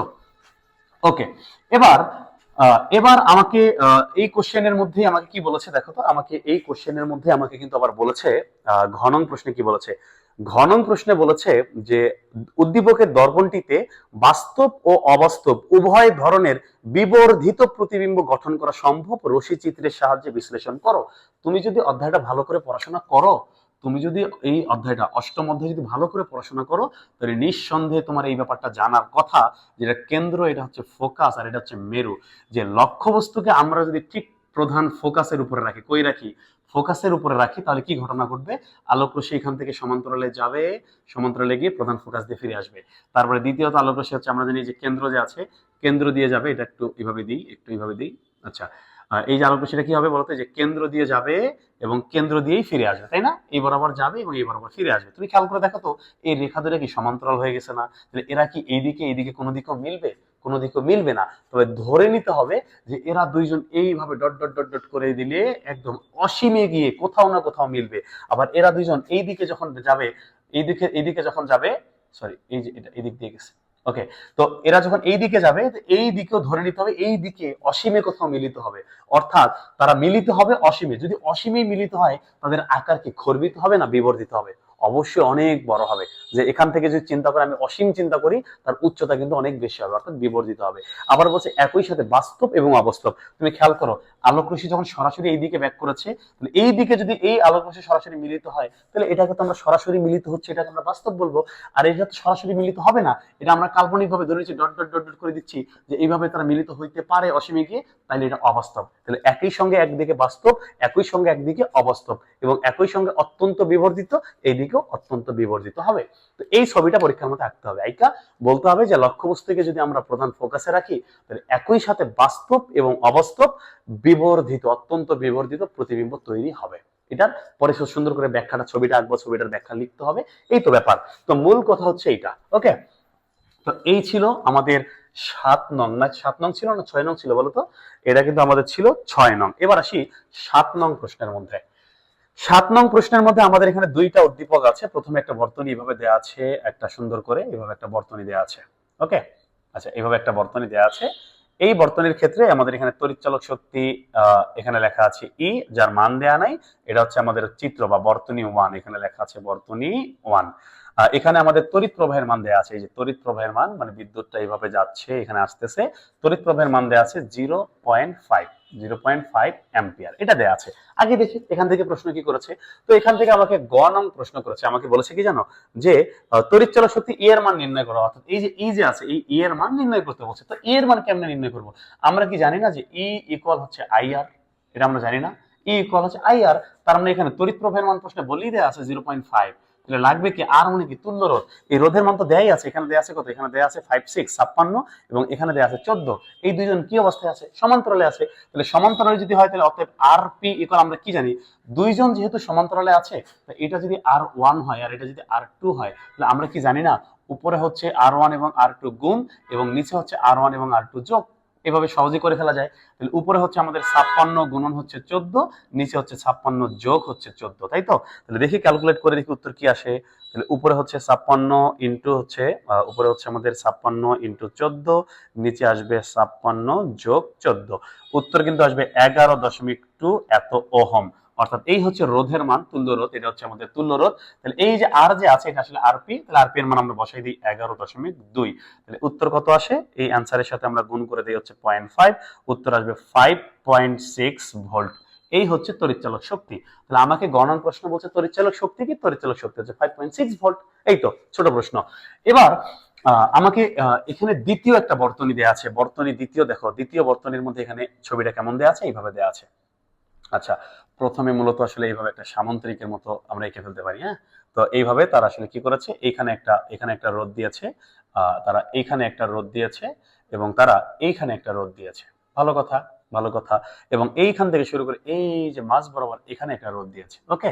আচ্ছা, এইখানে তারা একটা অ্যামিটার লাগিয়েছে, এটা হচ্ছে A1, এখানে তারা একটা অ্যামিটার লাগিয়েছে, এটা হচ্ছে A2, এবং এইখানে তারা হচ্ছে একটা বর্তনী দিয়েছে, অর্থাৎ এখানে কিন্তু হচ্ছে এইভাবে একটা আমাদের ব্যাটারি দেয়া আছে, এখানে ব্যাটারির তড়িৎচালক শক্তি দেয়া আছে 48 ভোল্ট, এটা দেয়া আছে, ওকে। এখন আমাকে এটা কিন্তু বলছে বর্তনী 2, এটা হচ্ছে আমাদের বর্তনী, এটা হচ্ছে বর্তনী 2, দ্বিতীয় বর্তনী। প্রশ্ন কি বলেছে দেখো, প্রশ্নে আমাকে বলেছে, আচ্ছা রোধগুলোর মান বলে দিই। রোধগুলো, এটা হচ্ছে আমাদের R1, এটার মান হচ্ছে আমাদের 15, এটা এখানে দেয়া আছে 15, এখানে আছে 15 ওহম। এখানে আর টু এর মান আমাকে বলে দেওয়া আছে 25 ওহম। এখানে আর3 বা এই যে আর নিচে মাঝখানে আর3 এটার মান দেওয়া আছে 7 ওহম এবং আর4 এটার মান দেওয়া আছে 7 ওহম, তাই তো? দুঃখিত, এখানে আমাদের আর3 এর মান 7 না, আর3 এর মান ছিল আসলে 10 ওহম ছিল। এখন আমাকে প্রশ্ন কি বলেছে? আমাকে প্রশ্ন বলেছে যে এই যে A1 এবং A2 এই যে অ্যামিটার আছে, এই অ্যামিটারের পাঠের তুলনা করতে বলছে। অ্যামিটারের পাঠ বলতে কি বোঝায়? অ্যামিটার তো একটা মিটার, এই মিটারের কাজ কি? মিটারের কাজ হচ্ছে একটা বর্তনী দিয়ে, একটা তার দিয়ে কত অ্যাম্পিয়ার তড়িৎ প্রবাহিত হচ্ছে এটা সরাসরি অ্যাম্পিয়ার এককে প্রকাশ করে। তাহলে মূলত বিদ্যুৎ যেহেতু এই দিক থেকে বের হবে, তাহলে আমাকে কিন্তু বের করতে হবে যে এই যে A2 যে আছে, আমাকে এই A2 এর মান বের করতে হবে। তাহলে A2 এর মান যদি আমরা বের করতে চাই, তাহলে আমাকে আগে তড়িৎ প্রবাহ লাগবে, তাই তো? তড়িৎ প্রবাহ, তাহলে তড়িৎ প্রবাহের মান বের করতে গেলে আমাকে সম্পূর্ণ বর্তনীর তুল্যরোধ জানতে হবে। এবার আসি তুল্যরোধ। তাহলে তুমি খেয়াল করে দেখো, তুল্যরোধ নির্ণয় করতে তুমি যদি চাও, তাহলে খেয়াল করে দেখো এই আর1 এবং আর2 কি অবস্থায় আছে? আর1 আর2 শ্রেণীতে আছে। তাহলে আমরা লিখতেই পারি শ্রেণীতে যে আর1 যোগ হচ্ছে কি আর2, অর্থাৎ কত? 15। আর1 কত? আর1 হচ্ছে আমাদের 15, আর2 কত? 25, অর্থাৎ কত আসবে? 40 ওহম। এবার এই যে আর এস এর সাথে আমাদের আর3 কি অবস্থায় আছে? সমান্তরালে আছে। তাহলে আর এস এর সাথে আর3 সমান্তরালে আছে। তাহলে অতএব আমরা আরপি সমান্তরালের মান সরাসরি লিখতে পারি না, যে আমরা জানি দুইজন থাকলে উপরে গুণ নিচে যোগ, উপরে গুণ নিচে যোগ। তাহলে উপরে কত? তাহলে 40 এর সাথে গুণ হয়ে যাবে কত? আর3 এর মান কত? 10। আর3 এর মান 10, তাহলে এখানে নিচে কত? 40 যোগ আসবে 10। তাহলে এটাকে যদি ক্যালকুলেট করো উত্তর আসবে 8 ওহম। তাহলে সম্পূর্ণ বর্তনীর তুল্যরোধ, সম্পূর্ণ বর্তনীর তুল্যরোধ না, তাহলে এতটুকুর মান আমরা কত পেলাম? 8। এবং এই 8 এর সাথে আর4 কি অবস্থায় আছে?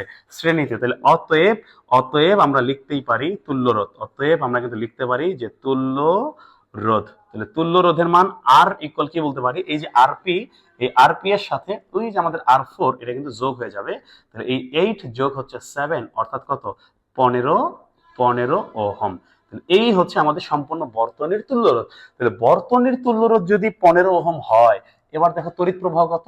তাহলে আমরা কিন্তু লিখতেই পারি যে মূল প্রবাহ। মূল প্রবাহ, মূল প্রবাহ মানে কি? আই ইকুয়াল কি বলতো? ই বাই আর, তাই না? ই বাই আর। তাহলে এর মান কত? তড়িৎচালক শক্তি প্রশ্নে আছে 48, আর এর মান কত পেলাম? 15। তাহলে এটাকে যদি আমরা ভাগ করি যে 48 ভাগ 15, 48 ভাগ হচ্ছে 15, উত্তর কিন্তু আসবে 3.2 অ্যাম্পিয়ার। অর্থাৎ আমাদের এই যে আমাদের যে ব্যাটারি আছে, ব্যাটারি থেকে মূল তড়িৎ প্রবাহ হচ্ছে কত? 3.2 অ্যাম্পিয়ার। এই 3.2 অ্যাম্পিয়ার যখন এই দিক দিয়ে যাবে, তাহলে দেখো এটি শ্রেণীতে আছে না? আমরা জানি শ্রেণীতে মানের কোনো পরিবর্তন হয় না, অর্থাৎ এই মেইন তারের প্রবাহ কিন্তু 3.2, অর্থাৎ A2 এর মান কত? A2 এর মান কিন্তু 3.2 অ্যাম্পিয়ার। এই মানটাই শো করবে এখানে। ওকে, এই অ্যামিটার, এই মিটারের মধ্যে 3.2 অ্যাম্পিয়ার শো করবে। এবার আমাকে বের করতে হবে A1। A1 বের করতে গেলে দেখো এই 3.2 অ্যাম্পিয়ার বিদ্যুৎ গিয়ে গিয়ে গিয়ে এখানে কিন্তু দুইটা রাস্তায় ভাগ হয়ে যাবে। আমাকে দেখতে হবে ওই রাস্তা দিয়ে কতটুকু আসে, তাই তো? তাহলে এক কাজ করি, তাহলে এই ধরনের ম্যাথ করতে গেলে আমরা খুব ভালো করে জানি আগে কি করতে হবে? এই দুই বিন্দুর কি বের করতে হবে? বিভব পার্থক্য। তাহলে এক কাজ করি, তাহলে আর1 এবং আর2 এবং আর3 আমরা লিখি যে আর1, আর2 এবং হচ্ছে আর3 এর এর কি বিভব, বিভব পার্থক্য। বিভব পার্থক্য। তাহলে বিভব পার্থক্য আমরা কি জানি বলতো? আমরা কিন্তু জানি যে ভি ইকুয়াল কি জানি? আই আর, তাই না? তাহলে আই এর মান কত? 3.2 কিন্তু আর এর মান আমরা বিভব পার্থক্য সময় কি জানি? যেই দুই বিন্দুর বিভব পার্থক্য, ওই দুই বিন্দুর মাঝের রোধ বসাইতে হয়। তাহলে এই দুই বিন্দুর মাঝে কত বলতো? এই যে তিনজন, তাই তো? তাহলে এই তিনজনের মান আমরা একটু আগে পেয়েছি কত? তিনজন মিলে কত ছিল? 8। তাহলে এখানে কিন্তু 8 আসবে। তাহলে এখন দেখো তো 3.2 এর সাথে আমরা যদি গুণ করে দেই, 3.2 গুণ হচ্ছে 8, উত্তর কিন্তু আসবে যে 25.6 ভোল্ট। তাহলে আমরা কিন্তু বিভব পার্থক্য পেয়ে গেছি। এবার আমরা দেখবো যে আর1 এবং আর2 মানে এই রাস্তা দিয়ে তড়িৎ প্রবাহের মান কত। তাহলে আমরা এখানে একটু লিখি, তোমরা দেখতে পাবো আশা করি, যে আর1 এবং আর2 এই দুইজনের তড়িৎ প্রবাহ বের করবো। তাহলে আই ইকুয়াল আমরা কি জানি? আই আমরা জানি ভি বাই আর, তাই তো? তাহলে ভি হচ্ছে বিভব পার্থক্য, কত পেয়েছি? 25.6। তাহলে এখানে আসবে কত? 25.6। আর আর এর মান কত বসাবো? যেহেতু এই রাস্তাটার মান বের করবো, এই রাস্তার মধ্যে দুইজন আছে, অর্থাৎ 25 আর 15, অর্থাৎ 40। এই দুইজন বসাইতে হবে 40, আর1 এবং আর2 দুইজনের মান বসাইতে হবে। তাহলে কত আসে দেখো তো? তাহলে উত্তর কিন্তু আসবে আমাদের 25.6 ভাগ হচ্ছে কত? 40। উত্তর আসবে 0.64 অ্যাম্পিয়ার। তো এই হচ্ছে 0.64 অ্যাম্পিয়ার। অর্থাৎ এই যে A1, A1 এর মান হচ্ছে 0.64 অ্যাম্পিয়ার। কারণ আমাকে তো A1 এবং A2 এর মধ্যে কি করতে বলছে, তুলনা করতে বলছে। তাহলে তুমি তুলনা কেমনে করতে পারো, এই যে A2 ভাগ হচ্ছে A1 করতে পারো। তাহলে এটার মান হচ্ছে 3.2, এটা হচ্ছে কত 0.64। তাহলে এক কাজ করি, আমরা হচ্ছে 0.64 ভাগ হচ্ছে কত, সরি 3.2 ভাগ হচ্ছে কত 0.64, উত্তর আসে 5। অর্থাৎ A2/A1 ইকুয়াল ভাগ করলে আসবে 5। আর গুণন যদি করি তাহলে অতএব লিখতেই পারি, আমরা কি লিখতে পারি বলতো, A2 ইকুয়াল আসবে কি 5A1। অর্থাৎ আমরা লিখতেই পারি যে আমাদের এই দ্বিতীয়টার তড়িৎ প্রবাহের মান আমাদের প্রথমটার তড়িৎ প্রবাহের মানের কয় গুণ, 5 গুণ। এই তো এটা হচ্ছে তুলনা। তাহলে এইভাবে আমরা অঙ্কটাকে করতে পারি। তাহলে এই তো এই অঙ্কটা করতে গেলে আমার কি কি বেসিক থাকতে হচ্ছে, আমার কিন্তু বেসিক থাকতে হচ্ছে অ্যামিটার সম্পর্কে আমাকে জানতে হবে, এবং বিদ্যুৎ যে গিয়ে একটা রাস্তার মধ্যে ভাগ হয়ে যাবে, ডিভাইডেড হয়ে যাবে, ওই ভাগ হওয়ার পর ওই রাস্তা দিয়ে কত মান যাবে এই মানটা বের করা জানতে হবে। ওকে, তো এগুলা কিন্তু অধ্যায়ের বেসিক পড়াশোনা। তো যারা সুন্দর করে পড়াশোনাটা করছো বা করেছো বা আগামীতেও করবা, তাদের জন্য এই ব্যাপারগুলো খুবই ইজি লাগবে। ওকে, তো এই হচ্ছে আমাদের 7 নং প্রশ্নের উত্তর। এবার আমরা একদম সর্বশেষ আমাদের কত বলতো 8 নং প্রশ্নের মধ্যে একটু দেখি যে 8 নং প্রশ্নের মধ্যে কি বলেছে।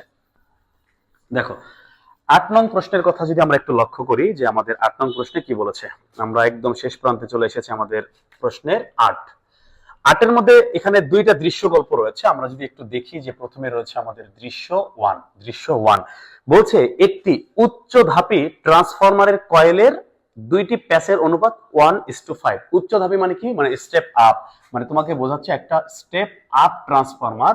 স্টেপ আপ ট্রান্সফরমার যদি হয়, তাহলে এটা যদি একটা ট্রান্সফরমার হয়, আমরা খুব ভালো করেই জানি এটা হচ্ছে আমাদের মুখ্য কুণ্ডলী এবং এটা হচ্ছে আমাদের গৌণ কুণ্ডলী, তাই তো। তো এখানে এর যে পাক সংখ্যা, অর্থাৎ এটা হচ্ছে আমরা জানি এনপি, এটা হচ্ছে আমাদের এনএস, এটা হচ্ছে আমরা জানি আইপি, এবং এটা তড়িৎ প্রবাহ আমরা জানি আইএস, এটার হচ্ছে আমরা ভোল্টেজ আমরা জানি হচ্ছে ভিপি, এবং এটার ভোল্টেজ আমরা কি জানি ভিএস। প্রশ্নের মধ্যে কি বলা আছে, এই কয়েলের প্যাচ সংখ্যার অনুপাত, প্যাচ অর্থাৎ এনপি অনুপাত হচ্ছে এনএস, এটার অনুপাত দেওয়া আছে 1:5। 1:, কি দেওয়া আছে 5 দেওয়া আছে, অর্থাৎ 1:5 এটা দেওয়া আছে। ওকে, এবং প্রশ্নের মধ্যে বলছে প্রাইমারি কয়েলের ভোল্টেজ 18। প্রাইমারি কয়েল এটা, এই যে প্রাইমারি ভিপি, প্রাইমারির ভোল্টেজ দেওয়া আছে 18 ভোল্ট। এবং প্রশ্নের মধ্যে দেওয়া আছে সেকেন্ডারি কয়েলের তড়িৎ প্রবাহ, অর্থাৎ সেকেন্ডারি তড়িৎ প্রবাহ মানে সেকেন্ডারি তড়িৎ প্রবাহ আইএস, এটার মান দেওয়া আছে 1.4 অ্যাম্পিয়ার। আমাকে প্রশ্ন কি বলেছে জানো, প্রশ্ন বলেছে প্রাইমারি কয়েলের ক্ষমতা নির্ণয় করো, অর্থাৎ এই যে প্রাইমারি কয়েল এটার ক্ষমতা নির্ণয় করতে হবে। তো আমরা যদি লিখি যে প্রাইমারি কয়েলের ক্ষমতা, তাহলে ক্ষমতা সূত্র আমরা কি জানি বলতো, পি ইকুয়াল কি ভিআই, না পি ইকুয়াল আমরা জানি ভিআই। যেহেতু প্রাইমারি কয়েল, তাহলে ভোল্টেজটাও প্রাইমারি, তড়িৎ প্রবাহটা কি হবে প্রাইমারি। তাহলে তুমি খেয়াল করে দেখো প্রশ্নের মধ্যে কিন্তু প্রাইমারির ভোল্টেজ আছে না, তাহলে এখানে আমরা কত বসাইতে পারি, এখানে 18 ইনটু লাগবে কি শুধু আইপি এর মান লাগবে। তাহলে আইপিটা কেমনে বের করা যায়, তুমি খেয়াল করে দেখো, আমরা কিন্তু জানি যে আইপি বাই হচ্ছে আইএস ইকুয়াল কিন্তু আমরা লিখতেই পারি এনএস বাই হচ্ছে কিন্তু এনপি। এটা আমরা সূত্র জানি না, জানি। তাহলে অতএব আইপি ইকুয়াল আমরা কি লিখতে পারি, এনএস বাই হচ্ছে এনপি, এই যে ভাগ ওই বেশি গেলে হয়ে যাবে গুণ, তার মানে এখানে হয়ে যাবে আইএস। তাহলে খেয়াল করে দেখো এই যে এনএস বাই হচ্ছে এনপি, এই যে দেখো এনএস এর মান হচ্ছে 5, এনপি এর মান হচ্ছে 1, তাহলে এনএস এর জায়গায় বসাবো 5, এনপি এর মান হচ্ছে 1 ইনটু আইএস এর মান, এই যে প্রশ্নের মধ্যে আইএস এর মান দেওয়া আছে 1.4, এটাকে আমরা লিখতে পারি হচ্ছে কত 1.4। তাহলে 5 এর সাথে 1.4 যদি আমরা গুণ করি, দেখি আমাদের উত্তর কি আসে। তাহলে হচ্ছে 5 গুণন হচ্ছে 1.4, উত্তর আসবে 7 অ্যাম্পিয়ার। তাহলে আমরা আইপি এর মান পেয়ে গেছি 7 অ্যাম্পিয়ার। সুন্দর করে এখানে 7 বসাই দিই, তাহলে আমরা এই অ্যান্সারের সাথে 7 গুণন কত 18, অর্থাৎ উত্তর আসবে 126 ওয়াট। এই হচ্ছে আমাদের উত্তর। তাহলে আমাকে প্রশ্ন কি বলেছে, প্রাইমারি কয়েলের ক্ষমতা কত, প্রাইমারি কয়েলের ক্ষমতা হচ্ছে 126 ওয়াট। এই তো একদম সহজ প্রশ্ন। আচ্ছা, এই কোশ্চেনটা কিন্তু তুলনামূলক সহজই আছে। এবার আমরা যদি এর পরের ঘ নং প্রশ্নটার দিকে তাকাই, দেখি ঘয়ের জন্য আমাকে নতুন করে আর একটা দৃশ্য দেয়া আছে। ওকে, আমাকে ঘয়ের জন্য দৃশ্য 2 অর্থাৎ দ্বিতীয় দৃশ্য দেয়া আছে, এটার জন্য ঘ নং প্রশ্ন। এখন দ্বিতীয় কোশ্চেনটা একটু পড়ে শোনাই, কি বলা আছে, 0.15 মিটার ও 0.5 মিটার ব্যাসার্ধের দুটি চারিজিত গোলক, তার মানে এখানে একটা গোলক আছে, এখানে একটা গোলক আছে, ভালো কথা। এই গোলকের ব্যাসার্ধ, এখানে ব্যাসার্ধ দেয়া আছে 0.15 মিটার এবং এই গোলকের ব্যাসার্ধ দেয়া আছে 0.5 মিটার। একটার ব্যাসার্ধ হচ্ছে R1 আর একটার ব্যাসার্ধ ধরে নিচ্ছি R2। ওকে, ভালো কথা। বলছে এদের বিভব, একজনের ভোল্টেজ দেয়া আছে 12 ভোল্ট, একজনের ভোল্টেজ দেওয়া আছে 18 ভোল্ট। প্রশ্নের মধ্যে কি বলেছে? বলেছে এদের মধ্যবর্তী, কেন্দ্রের মধ্যবর্তী দূরত্ব, অর্থাৎ এই কেন্দ্র থেকে শুরু করে এই কেন্দ্র পর্যন্ত এদের যে মধ্যবর্তী যে দূরত্ব, এই যে মধ্যবর্তী যে দূরত্ব, অর্থাৎ এখান থেকে এই পর্যন্ত এই কেন্দ্রের মধ্যবর্তী দূরত্ব আমাকে প্রশ্নে বলে দেওয়া আছে 4 মিটার। ওকে, আচ্ছা, এখন প্রশ্ন কি বলেছে? বলছে গোলকদ্বয়ের কেন্দ্রের সংযোগ রেখার মধ্যবিন্দুতে 5 কুলম্ব আধান স্থাপন করলে সেটি সাম্যাবস্থায় থাকবে কি? তাহলে আমাকে বলছে এই যে গোলক দুইটা যে আছে এর মধ্যবিন্দুতে ঠিক মাঝখানে, আমি যদি ঠিক মাঝখানে একটা 5 কুলম্ব আধান রাখি তাহলে এটি সাম্যাবস্থায় থাকবে কিনা। সাম্যাবস্থা বলতে কি বোঝায় বলতো? সাম্যাবস্থা বলতে বোঝাবে যে এখানে যদি ভোল্টেজ আছে তার মানে এই গোলকের মধ্যে কিছু চার্জ আছে, এই চার্জ হচ্ছে Q1, এর মধ্যে কিছু চার্জ আছে, এটা হচ্ছে Q2, এবং এই যে 5 কুলম্ব এটাও কিন্তু হচ্ছে আমাদের Q3। তো আমরা কি করব? দেখবো যে Q1 এবং Q3 এর মধ্যে একটা বল অনুভব করবে, আবার Q2 এবং Q3 এর মধ্যে একটা বল অনুভব করবে। দুইটা বলের মান যদি দুই দিক থেকে সমান হয় তাহলে সে সাম্যাবস্থায় থাকবে, কিন্তু বলের মান যদি কম বেশি হয় তাহলে কিন্তু সে সাম্যাবস্থায় থাকবে না। ওকে, তো এই হচ্ছে ব্যাপার। তাহলে আমাকে এইটা অঙ্ক করতে গেলে আগে তো আমার Q1 এর মান জানতে হবে, আমার তো Q2 এর মান জানতে হবে। প্রশ্নের মধ্যে দেওয়া আছে ভোল্টেজ, প্রশ্নের মধ্যে দেওয়া আছে ব্যাসার্ধ। কেমনে বের করব? তাহলে এক কাজ করি, তাহলে প্রথম যে আছে আমরা একটু ধরে নিয়েছি প্রথম গোলক, একটু একটু দেখো, তাহলে আমরা একটু লিখছি যে প্রথম গোলকের চার্জ, চার্জ যদি বের করি তাহলে আমরা দেখো বিভবের সূত্র কিন্তু জানি যে V ইকুয়াল, আমরা কি জানি, K Q বাই R, জানি না? জানি। এটা হচ্ছে আমরা এক কাজ করতে পারি, এটা V1, এটা হচ্ছে আমাদের Q1, এটা হচ্ছে R1। তাহলে আমাকে কার মান বের করতে হবে? আমাকে বের করতে হবে Q1 এর মান। ওকে, তাহলে এক কাজ করি, আমরা এবার R গুণন করতে পারি না? R গুণন করতে পারি। তাহলে দেখো, বা আমরা লিখতে পারি K Q1 ইকুয়াল, আমরা লিখতে পারি V1 এবং R1। তাহলে অতএব Q1 ইকুয়াল, উপরে হচ্ছে VR1, নিচে কি আসবে? K। তাহলে V বিভবের মান কত আছে? 12 ইন্টু R1 এর মান কত আছে? 0.15। K এর মান আমরা জানি 9 ইন্টু 10 টু দি পাওয়ার 9, জানি। আচ্ছা, এটাকে একটু ক্যালকুলেট করে দেখি আমাদের উত্তর কি আসে। তাহলে উপরে আসবে আমাদের 12 ইন্টু হচ্ছে 0.15, নিচে আসবে আমাদের 9, আসবে 9 ইন্টু 10 টু দি পাওয়ার 9, তাই তো? এটাকে দেখো কত আসে, উত্তর আসে কিন্তু 2 ইন্টু 10 ইনভার্স 10, এত কুলম্ব, এত কুলম্ব আসে। ওকে, আচ্ছা, এবার একটু খেয়াল করো, আমরা তো ঠিকঠাক মান বসিয়েছি সব, তাই তো? 10 টু দি পাওয়ার, আচ্ছা 0.15 মিটার, সবই তো ঠিকঠাক আছে। 12 ভোল্ট, 12 ভোল্ট, হ্যাঁ ঠিক আছে। ওকে, এটা হচ্ছে আমাদের প্রথম। তাহলে Q1 এর মান আমরা কত পেলাম? আমরা লিখতেছি হচ্ছে 2 ইন্টু কত, 10 ইনভার্স 10 কুলম্ব। এবার Q2 এর ক্ষেত্রে বের করি। তাহলে একই সূত্র, আমরা কি যে এই সূত্রটা দিয়ে বের করে ফেলি, যে লিখে ফেলি যে অতএব দ্বিতীয় বস্তুর ক্ষেত্রে, দ্বিতীয় বস্তুর চার্জ, তাহলে কি লেখা যাবে বলতো? Q2 ইকুয়াল, এখানে আমরা লিখবো কি V, এটা তো V1 ছিল, তাহলে এটা V2, তাহলে এটা আসবে R2, নিচে আসবে কি K। তাহলে V2 দ্বিতীয়টার ভোল্টেজ কত ছিল? 18, এবং R এর মান কত? 0.5, তাই না? এবং K এর মান আমরা জানি 9 ইন্টু 10 টু দি পাওয়ার 9। এটাকে যদি আমরা একটু ক্যালকুলেশন করে দেখি আমাদের উত্তর কি আসে। উপরে আসলো 18 ইন্টু আসবে 0.5 এবং নিচে আসবে কত? 9 ইন্টু 10 টু দি পাওয়ার 9। এইটাকে যদি আমরা একটু সাইন্টিফিক মোডে করি তাহলে আমাদের উত্তর কত আসে দেখো, উত্তর কিন্তু আসে 1 ইন্টু 10 টু দি পাওয়ার 9। কত আসে? 1 ইন্টু 10 টু দি পাওয়ার 9, অর্থাৎ এত কুলম্ব, এত কুলম্ব। তাহলে দেখো আমরা কিন্তু Q2 এর মান কত পেলাম? আমরা কিন্তু Q2 এর মান পেলাম হচ্ছে 1 ইন্টু হচ্ছে 10 ইনভার্স 9 কুলম্ব। তাহলে আমি যেহেতু দুইটারই চার্জ পেয়ে গিয়েছি, এখন কি চাইলেই কি আমরা বের করতে পারবো না? বল বের করতে পারবো না? অবশ্যই বের করতে পারবো। তাহলে তুমি কিন্তু চাইলে এটা বল দিয়েও বের করতে পারো, তুমি চাইলে এটাকে তীব্রতা দিয়েও বের করতে পারো, দুই ভাবেই বের করা যাবে। দেখো, তাহলে আমি এই জিনিসটাকে এখন একটু মিশাই দিই, একটু সহজ করে আঁকি। তাহলে এখানে ধরে নিচ্ছি আমাদের হচ্ছে, এটা ছিল আমাদের Q1, এবং এটা হচ্ছে আমাদের হচ্ছে Q2। এই মাঝখানে একটা পয়েন্ট যেখানে থাকবে Q3, মাঝখানে কি থাকবে? Q3 থাকবে, তাই তো? তাহলে এক কাজ করতে পারি, আমি যদি বল বের করি তাহলে একবার এর সাথে এর বল বের করব, আর একবার এর সাথে এর বল বের করব। দুইটা বলের মান যদি সমান হয়, দুইটা বলের মান যদি সমান হয় তাহলে আমি বলবো যে হ্যাঁ, যে ওরা কি আছে, বস্তুটি সাম্যাবস্থায় থাকবে। আর সমান না হলে সাম্যাবস্থায় থাকবে না। অথবা তুমি তীব্রতা বের করতে পারো, এই বস্তুর ক্ষেত্রে তীব্রতা E1 এদিকে ধাক্কা দিবে, এই বস্তুর ক্ষেত্রে তীব্রতা E2 এটা এদিকে ধাক্কা দিবে, তাই তো? তাহলে এই E1 E2 এর মান যদি সমান হয় তাহলে সে সাম্যাবস্থায় থাকবে। দুই ভাবেই করা যায়। তাহলে এক কাজ করি, আমরা বল দিয়েই করি। তাহলে এখানে যেহেতু আমাকে প্রশ্নের মধ্যে বলেছে এটা হচ্ছে 5 কুলম্ব, Q1 এর মান আমরা পেয়েছি, এই যে প্রশ্নের মধ্যে পেয়েছি হচ্ছে কত? 2 ইন্টু হচ্ছে 10 ইনভার্স 10 কুলম্ব, এবং Q2 এর মান আমরা পেয়েছি 1 ইন্টু কত 10 ইনভার্স 9 কুলম্ব। ওকে, তাহলে এই Q1 এবং Q3 এর মধ্যে যে বল এটা হচ্ছে F1, এবং Q3 এবং Q2 এর মধ্যে বল এটা হচ্ছে কি F2। তাহলে এক কাজ করি, আমরা প্রথমে F1 বের করি। তাহলে F1 ইকুয়াল আমরা কি জানি বলতো, K। আমরা কি জানি Q1 এখানে কি লেখা যায় Q3, তাই তো। নিচে কি লেখা যাবে, এই যে নিচে যে দূরত্ব দেখো ঠিক মাঝখানে বলছে টোটাল 4 মিটার, তাহলে দূরত্ব কত আসবে 2 মিটার, এখানেও কত আসবে 2 মিটার। তাহলে একটু খেয়াল করে দেখো, আমরা কিন্তু এখানে বসাইতে পারি হচ্ছে 2 মিটার, তার উপর কি আছে স্কয়ার। তাহলে মান বসাই দিই, তাহলে এখানে মান বসাই দিই, দেখো কি আসে, এখানে আসবে K, এখানে কি আসবে Q, K এর মান আমরা একদম বসাই দিই। K এর মান কত 9 ইনটু হচ্ছে 10 টু দি পাওয়ার 9।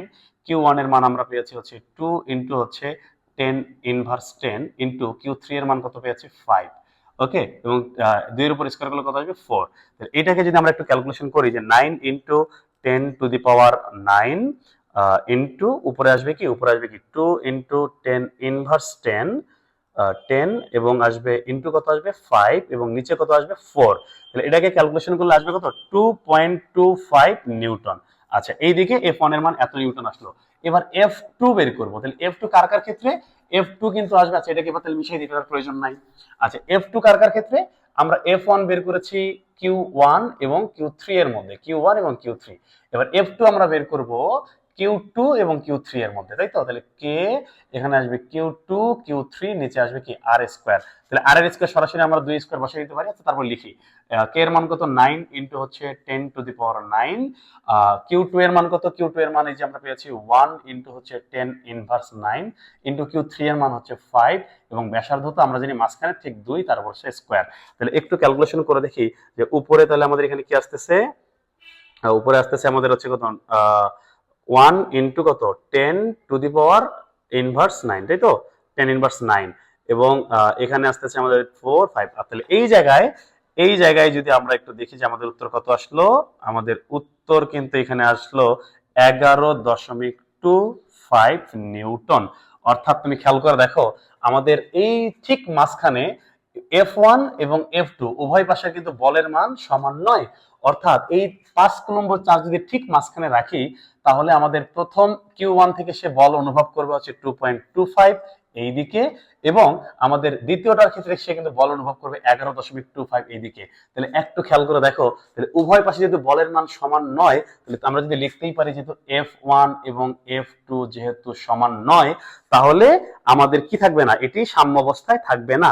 আমাকে প্রশ্ন বলছে এটি সাম্য অবস্থায় থাকবে কি, প্রশ্ন হচ্ছে যে না, এটি সাম্য অবস্থায় থাকবে না।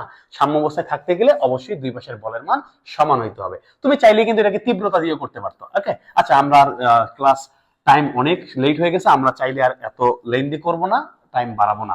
তো এই ছিল কিন্তু আমাদের চট্টগ্রাম বোর্ড 2025-এর পদার্থবিজ্ঞান প্রশ্নের সমাধান। তাহলে তুমি একটু খেয়াল করে দেখো, বিশেষ করে অলরেডি যারা 25-এর পরীক্ষা দিয়ে ফেলেছো তারা তো ফাইন, কিন্তু যারা আগামীতে 2026 এবং 27-এ পরীক্ষা দিবে তারা কিন্তু একটু চিন্তা করো।